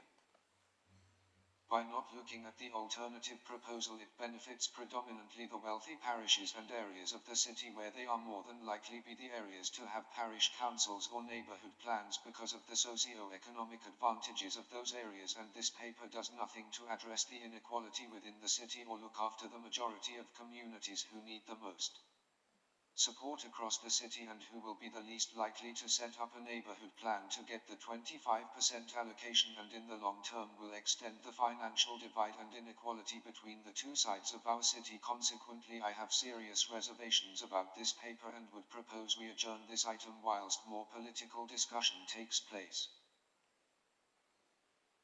Thanks, Councillor Wood, and that's quite clear. I think we all echo that, but obviously this is legislation in that. What I would say, if I can, by way of a comment, and I'll bring officers, is on one of my walkabouts with the interim chief exec, we went to see Brunel Library where Be Best was in, with local councillors. What we've set up is we're going to share their experience. I mean, this group was at it for 11 years. Now, for some areas around this city, the skill set would not be there, or the endeavour or the enthusiasm. What I've asked is that we get the groups in so they can share their experience with us, share their skill sets around the city, and help and work with our local area committees and officers to see whether we can develop the plans around the city for all the like areas. And so at least then we can work with them. They've offered to come and talk to that. I believe we've got it in the diary, I'll check, but we can balance that off, that all areas will be able to benefit by the experience that the groups have done for 11 years, and listening to their experience was quite telling. So be interesting once we can get them in, and obviously yourself and other members of portfolios will be able to have the chance, and let's look how we level up them inequalities across this city together. Do officers want to come back on Councillor Wood's point, and then if there's no more comments, we'll move to the vote. Michael. Chair, it's not to cover much more than you said already. It's just it is clear within guidance in terms of the planning framework that because it's such an endeavour to get one of these neighbourhood plans developed and adopted, that the incentive is there in relation to that extra 10%. So what we're doing is we're following that guidance, and as you've touched on, Chair, it's really for us to come together as different partners across the city, including the planning service and the officer that's dedicated to this role, to go into other areas to see if we can encourage the creation of further plans.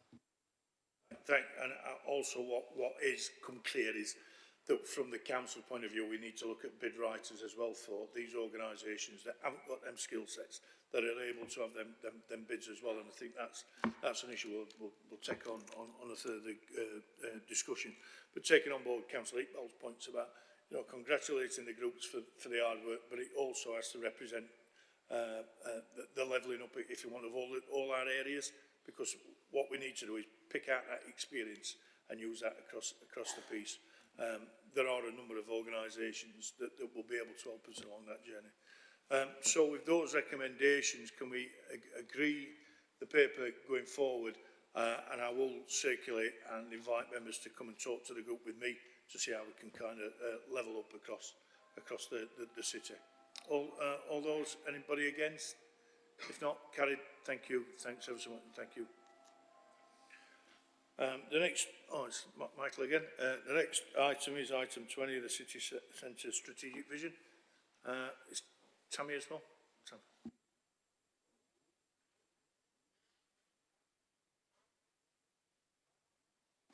Hi there, Tammy Whittaker, Head of Regeneration and Property Services. The paper that you've got here is asking for approval of the City Centre Vision. The report sets out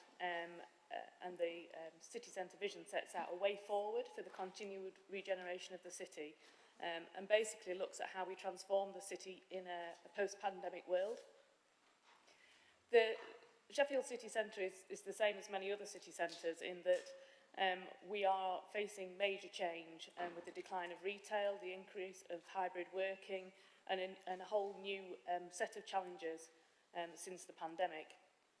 The vision sets out how we will transform the city centre to create an inclusive, resilient and competitive but distinctive area with the green agenda and people at its heart.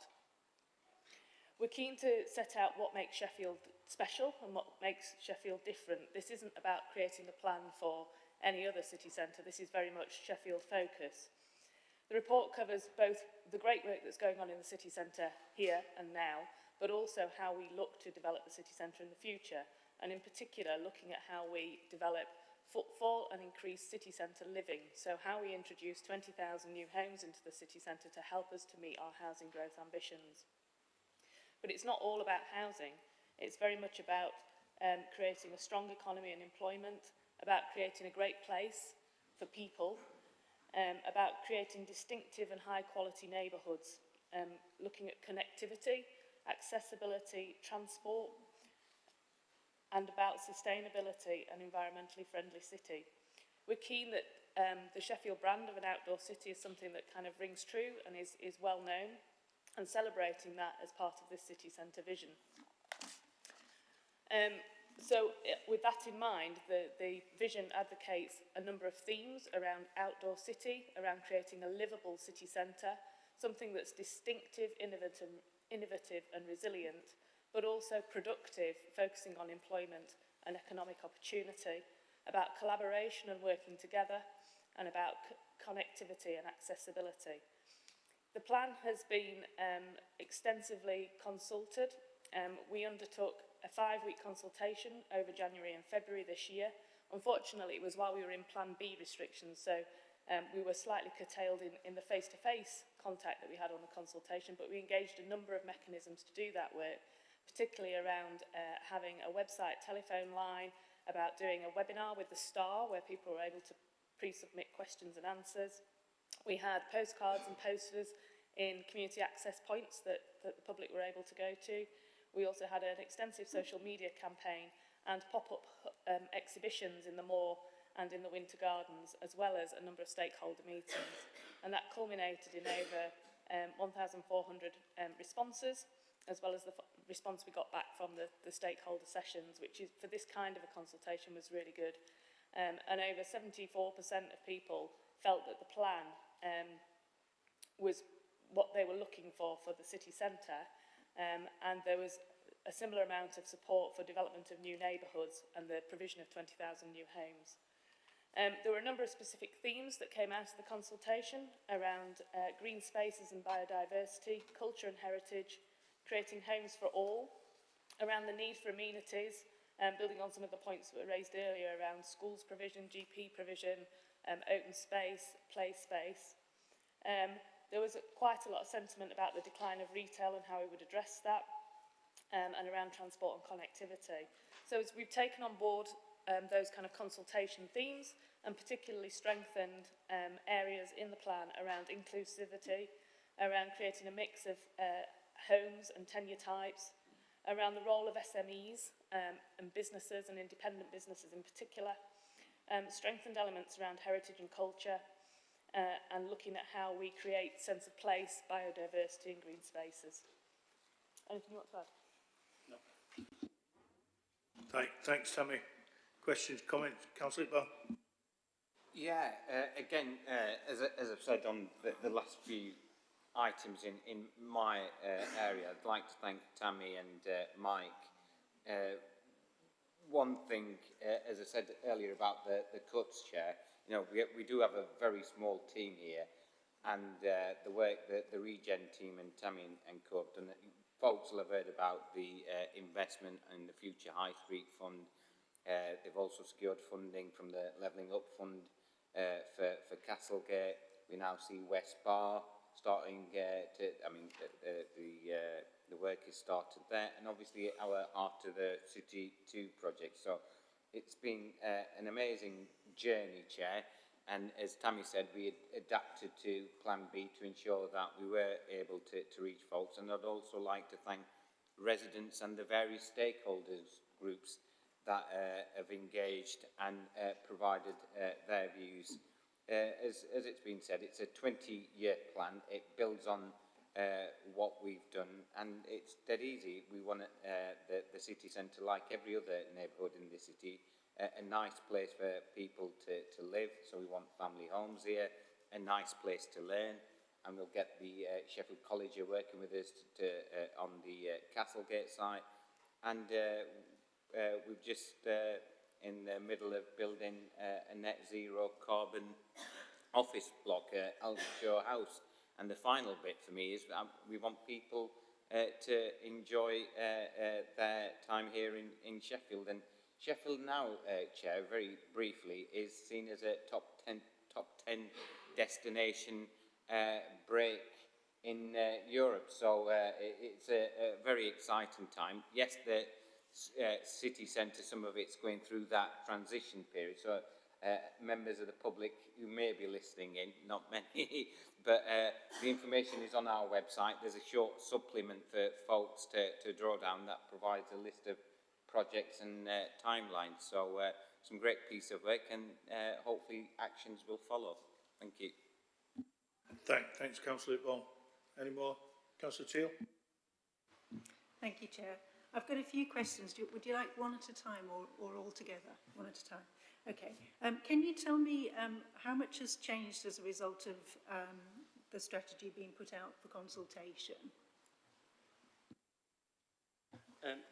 Chair, the principal feedback from the consultation was really positive, and part of that reflected the fact that we did quite a lot of stakeholder engagement in advance of the consultation itself, to talk to different interest groups and partners across the city. The feedback, as I say, was really positive, which was something that was very encouraging. The changes that were made really were about strengthening themes. There weren't any significant gaps other than actually the lack of sufficient mention of conservation areas within the document, which was an oversight that we've gone in and corrected. The themes that came through the consultation were themes that were covered within the document, so we sense-checked the document to look at those themes to see elements that did need strengthening and elements that we thought were strong enough. And Tammy's touched on the various bits around heritage, around supporting SME businesses, and inclusivity as well, to make sure that there are elements that come out of the public consultation, not extensive or overly strong elements, but certainly around understanding what we meant by inclusive neighbourhoods.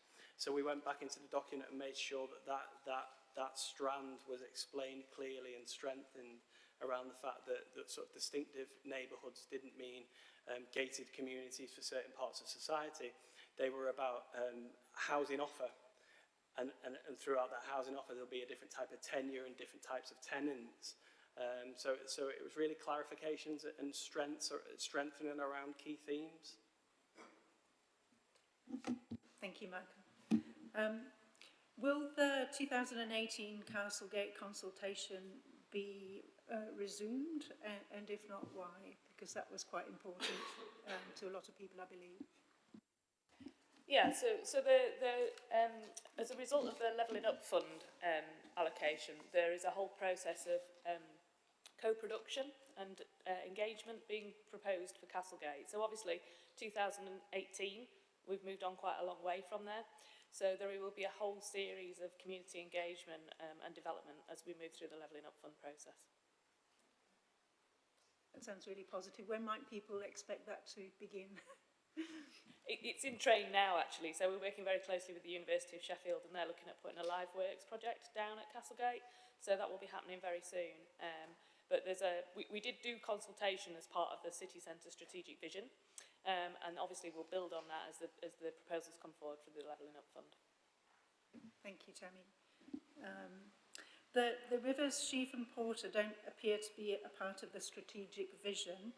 And the Sheaf Valley Development Framework is mentioned in the strategy, but doesn't appear to be available to the public at the moment. Can you comment on that, please? I think, obviously, we can't go into loads of detail about every aspect of the city. So the city centre strategic vision is a very high-level document. It's not meant to get into the detail of every aspect of the city centre. And obviously, as proposals develop, we'll get into some of that detail. There will be further work coming forward on each of the neighbourhoods and also on priority framework areas and master planning work that will get into some of that detail. So that work's to come, really. Thank you, Tammy. Can you say anything at all about the rivers? Because there's much excitement about the idea of opening them up. Is that likely to be something that we'll see happening? Yeah, so that forms part of the Levelling Up Fund bid. So at the moment we're undertaking work on the feasibility of deculverting the confluence of the Sheaf and Porter. So that's the work that we're undertaking at the moment through the Levelling Up Fund. Almost done, Terry, sorry. There were it's mentioned from the feedback that there were reservations. I don't know if what the actual content of the reservations were and if they're in the report. Can you tell us something about the sorts of comments that were made, please? Yeah, Chair, the reservations, when it was yes with reservations, the reservations are the things that were brought through as the themes. So it doesn't talk enough about heritage, or it doesn't pick up conservation areas enough, it doesn't pick up inclusion. So the themes were devised through the freehand responses, and the freehand responses would have expressed the reservations when you tick that box, and they were the pieces that we strengthened within the vision. Thank you, that's helpful, thank you. Thanks, Councillor Seal. Any more comments, Councillor Iqbal? Yeah, just wanted to come back on the point Councillor Teal raised regarding the Sheaf Valley Group. I was with Andy Buck, I think he's the chair, last week with Martin Gorman, who's the Friends of the Castle, and a member of Tammy's team, Alan. And what we've agreed is that we'll meet on a regular basis to keep in touch with each other and how the project progresses. As Tammy said, we just couldn't put every little level of detail in there. It just could continue to grow. But to give you the assurance that I've met with them, and we're going to have a regular dialogue outside the normal conversation which we have on the Castlegate partnership as well. So there are opportunities for us to keep that conversation going. So it's just to give you that reassurance. Thank you, Chair. Thanks. If there's no more comments, I'd just like to put my kind of two-penny thing in regarding that when we set off on this cooperative administration, we've got a number of projects around the city centre, but we've been managed under this vision to pull them all together into a real vision for this city going forward. And we've seen the accolades for this city. But what we have done via this vision for me was fundamentally triple lock in the three main elements that any city needs. And that is people, that is places, and the planet. And I think by doing that now, with the vision that we've got for the city and the city centre, I think it's a cracking piece of work, I really do, and it's great to see that we're under one document now, taking that, and as long as we triple lock that in at all times in our thoughts about people, about places and planet, I think we can kind of crack on and take this on at pace. So it's a cracking piece of work, but I said to Councillor Iqbal as well, cracking piece of work with the team. I know he had his little dig there for his size of his team, but cracking, and I'd like to thank Tammy and Michael on behalf of that. So on the recommendations, can we agree? Thank you. Right, next item. Item 21, talking about the triple lock. I think Mark's going to talk to us about that. Mark?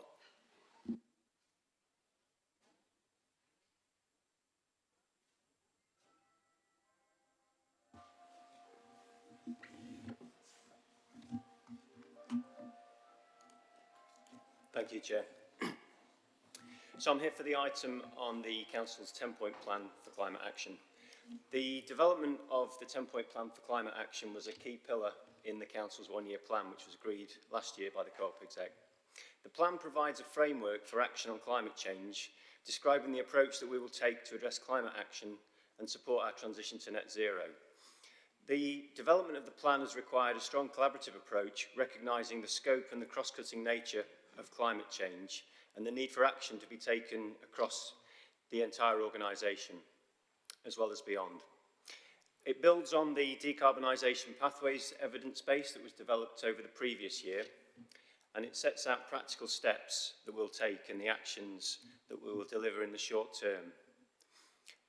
These include energy efficiency improvements to around 800 homes, which will reduce fuel bills for people on low incomes as well as reducing emissions, running electric van and taxi trials to allow businesses, organisations and taxi drivers to trial electric vehicles risk-free, and supporting businesses to reduce their carbon impact through energy audits and grants.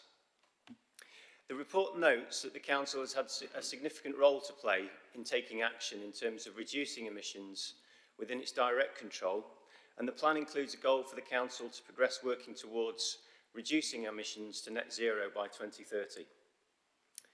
The Council also has a strong role through its ability to influence as a leader and as an enabler, and the plan recognises that the Council cannot do what is needed alone, and that we'll need to work with residents, with businesses and other organisations across the city, as well as partners such as the Combined Authority and Government. In addition, the report is clear that the Council is not in a position to finance everything that is required, and that the upfront costs of action required for the transition to net zero is currently beyond the financial means of the Council or of most businesses and individuals. Recognising these challenges, the plan emphasises and reinforces the need for a just and fair transition, understanding that the impacts of climate change are likely to affect those who are already suffering disadvantage, and our actions must therefore work to ensure that no one is left behind. The framework in the plan contains a commitment for the Council to act in a way that supports social justice. The plan commits to developing more detailed route maps that will involve people, businesses, organisations across the city and their development, and will be consulted on. And these are described in the plan and will include housing, transport, energy and how we work with business.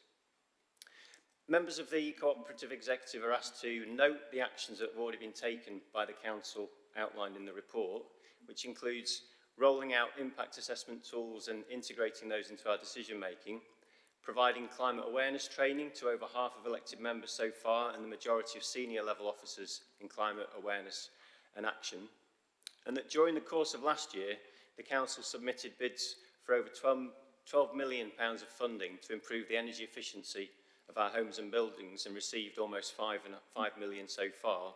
And as part of the budget agreed last week, the organisation has committed to £3.5 million to fund renewable energy and energy efficiency for community and council buildings during 22-23. Members of the Co-operative Executive are asked to agree the recommendations contained within the report. Thank you. Thanks, Mark. Questions, comments? Councillor Johnson? Thanks. Given time, I'll keep it brief, but just to note, as Mark has said, key point of the agreement that we reached in May, the cooperation agreement, to bring this in. So therefore, thanks to Mark and his team for going through tortuous numbers of iterations of trying to get this plan. But that in itself is a good sign, because it is about going around the houses, but it is about talking to people and refining this and just working out how you go about such a big task of decarbonising the entire city, not just the council, the entire city. So thanks for getting it here. And of course, not the end. As Mark set out, there's all the plans that need to come forward out of this, all of which won't be the same in style. There will have to be different plans for different circumstances, but at least sets the agenda. So thanks to Mark, thanks to everyone who's been involved with it. And in particular, it's really useful, I think, to see this process go through the Transitional Committee on Climate Change, Economy and Development, just to see how that worked through. That's all. Thanks. Thanks, Councillor Johnson. Any more comments? Councillor Teal? Thank you, Chair. Yeah, I just want to thank you, Mark. I know that it's been such a massive, massive amount of work that you've done, and I bet you haven't had a lot of sleep for quite a while. And it's so very important. I just want to say thank you. Thanks, Councillor Teal. And if there's no more comments, I'd just like to say thank you, Mark, to you and the team. The way we boiled this down from the ARUP as we set off on those journey on way back in May when we had them discussions about making this a key plank of that agreement. So to get this down and to boil it into a 10-point plan, I think will help focus a committee as we look at that going forward and how we are able to shape that, and hopefully by how we've strengthened the team as well shows the commitment that we need to move this forward. So with those recommendations, can we agree the report? Agreed. Thank you, and thank you, Mark. Thanks for that. Next item, Stocksbridge Town Fund update. Ben, is that you?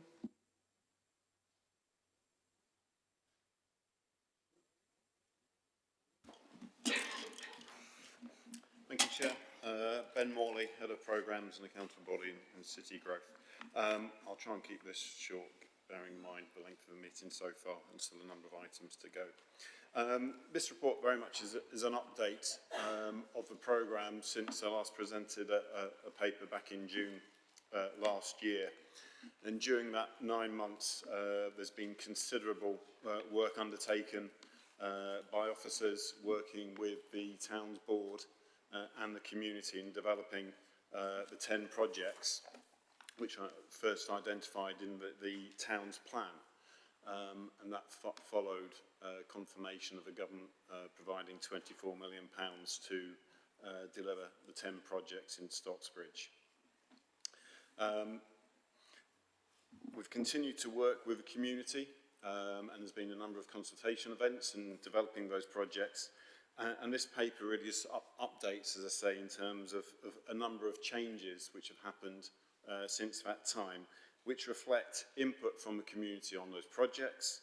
It reflects some inflationary issues which have impacted on deliverability of some of the projects. And also the fact that actually there is some time issues which we've had to deal with.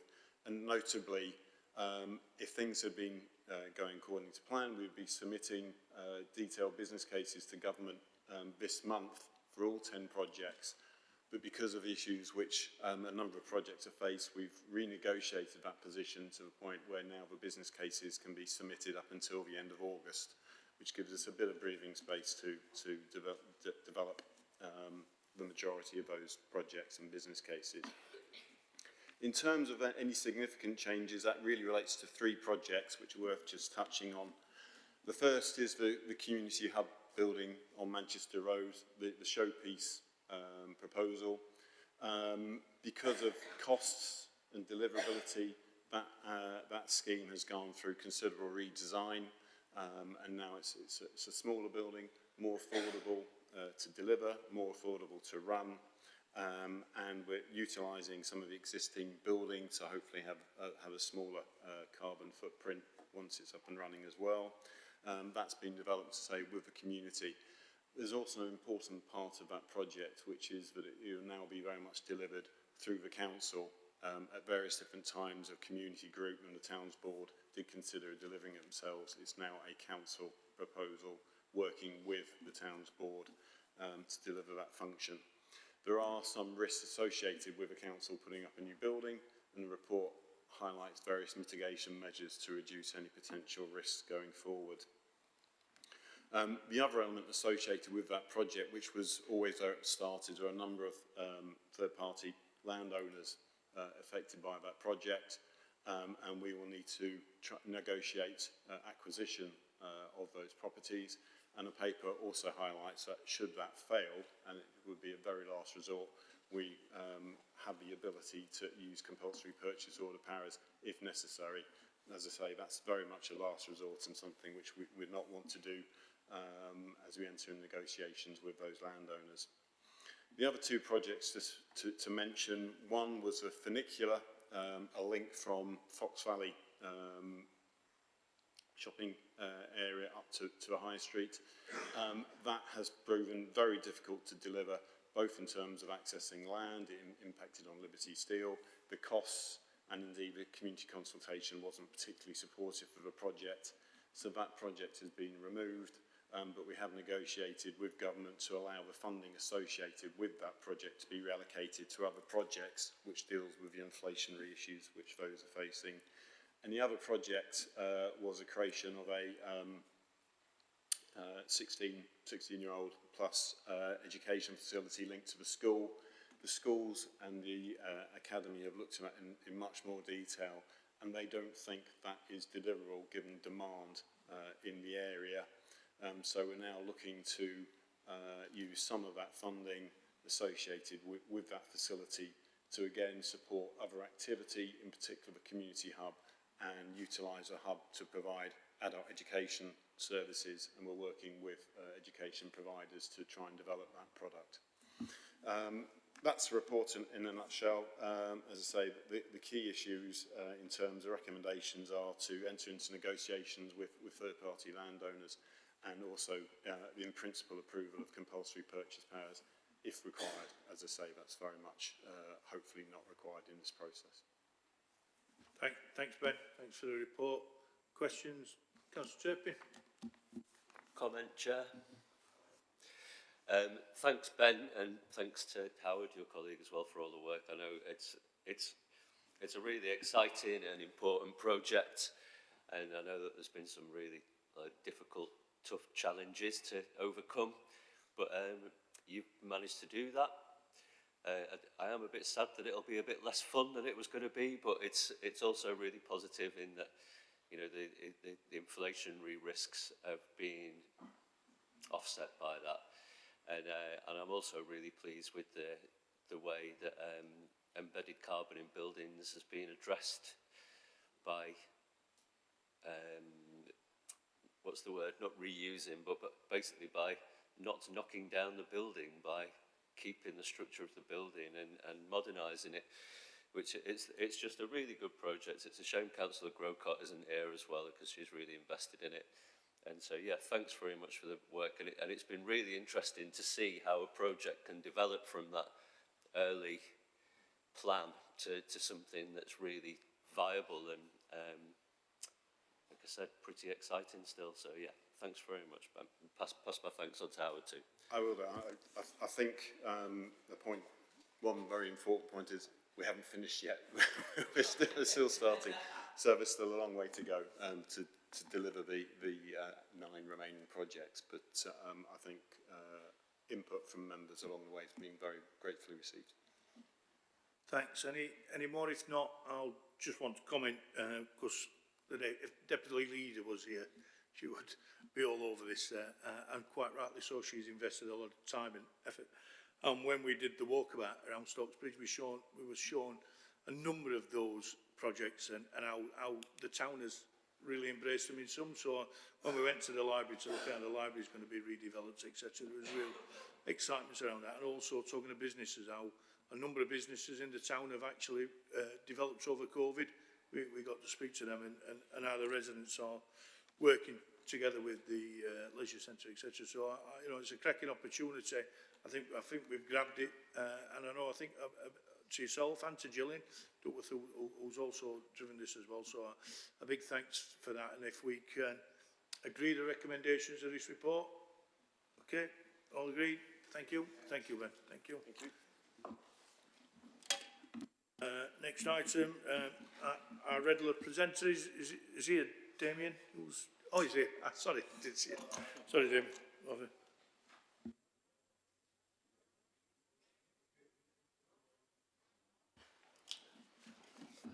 Yeah, I'm Damien Watkinson. I'm the Finance Manager in the Capital team. I'm here to present the monthly amendments and changes to the capital budget and any grants that we have associated with that. As usual, quite a few items, quite a large document, but I'll just draw your attention to the main items.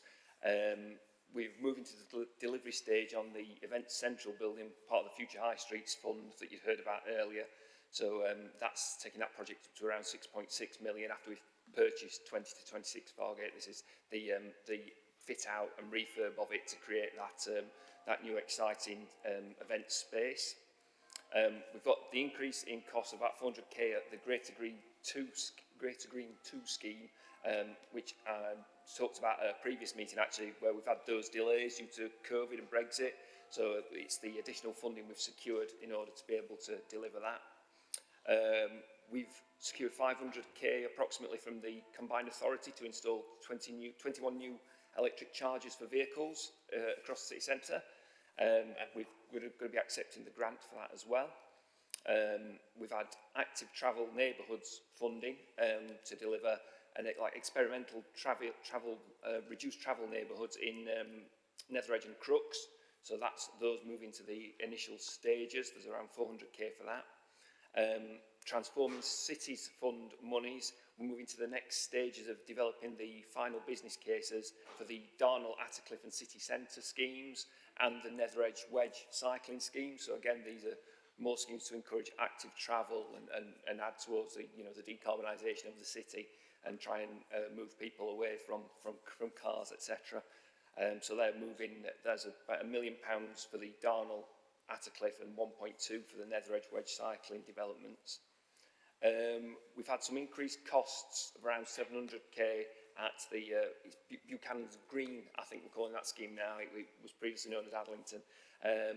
Again, there's been COVID delays as a result, and as a result costs have increased on that, but also they've now included a budget for the fit out of that within the capital programme. So that's an additional 700k there.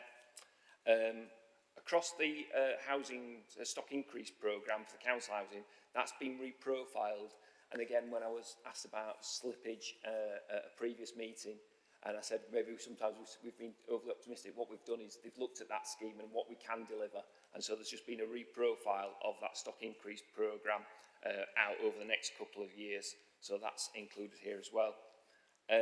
You've also heard about the investment in schools at Silverdale and King Edwards. We're bringing formally the approval for those two budgets to increase the mainstream places at those schools now. So for an increase of roughly 7.2 for the Silverdale scheme and 5.3 for the King Edwards, over and above the feasibility work we've already done. Accepting a couple of grants this month, increased European Regional Fund Development Fund for the Greater Green 2 scheme, which I mentioned suffered from increased costs, and the funding from the Combined Authority for the vehicle charges, accepting that this month. And then just a grant to issue to Norton Woodseats Cricket Club in order to be able to develop a new pavilion, which is funded from various pots, but largely Section 106 funding that's specific for that project. So that's to hand that money over to the cricket club to be able to develop that. They're the key highlights. Tried to keep it brief. Thanks, and thanks for the brief, because there's a number of wonderful projects in here. Any kind of comments, questions? Councillor MacDonald, comment. Thanks again, Damien. It's always good to see you. I was just about to comment, Chair, that we've got some fantastically exciting projects in this, and I, for one, can't wait to see the Event Central building. I think that's the only thing that, at this point, that we see these projects now just progressing to the next stage of implementation, and can't wait to see them. So there's a whole range of different things in here, a whole lot of fantastic things around the city centre, and congratulations to people who've been going out and getting the grants to help with that as well. And also some really important local projects. So, for example, I'm particularly excited about the cycle stuff around where I live in Netheredge and so on as well. But there's something here for everybody in most parts of the city, and all sorts of different types of projects as well. So I really welcome the report, and thank you to you and to others who've done all the work to get them to this stage, and also to those that have gone out and actually got the grants in order to be able to do it. So thank you.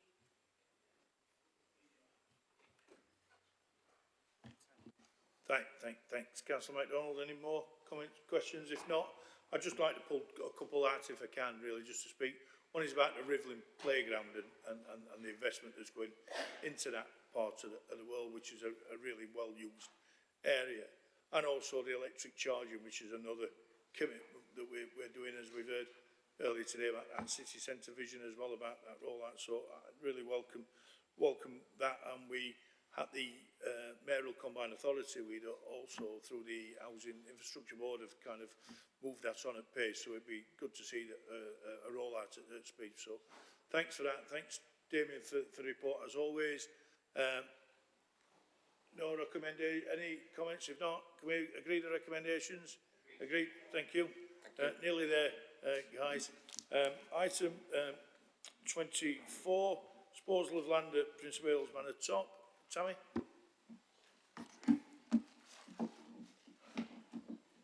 sorry, Tammy, just before, if there is anybody who wants to discuss the appendix, can you kind of identify? I think we did check at the beginning of the meeting, but just in case, because we'd have to exclude press. Thank you. Okay, I'll try and keep it relatively brief. So the report is seeking authority to dispose of the former Prince Edward's School at Manor Top for a retail-led scheme. The sale will be subject to planning and will ensure that the ongoing future of the boxing club, which is well established in the area, is secured. The scheme will bring a range of benefits to the local area, including 150 jobs. It will make use of a site that's been redundant for a number of years, at £9 million worth of investment into a deprived part of the city. And it'll make sure that the boxing club has an ongoing future in the area. It will also decrease the council's liability for an asset which it no longer requires for operational service delivery. So this is the culmination of quite a lot of work actually in bringing this scheme forward. And so I think, as I said previously, we're not at the end of the road, but we're well on the way, and agreeing to the disposal will help us to move the scheme forward. Thank you, Tammy. Any comments, questions? Can I first of all say thanks, Tammy. This has been a mammoth journey, as you said. We're not there yet, but we've negotiated it our way. Bringing those local jobs into the area is most welcome. 150 jobs in the area, and safeguarding the boxing club and the work that does with the engagement in the local community is most welcome. With those recommendations, can we agree? Thank you. Agreed. Thank you, Tammy. Just turn the page over onto the last page, hopefully. Item 25, procurement of existing.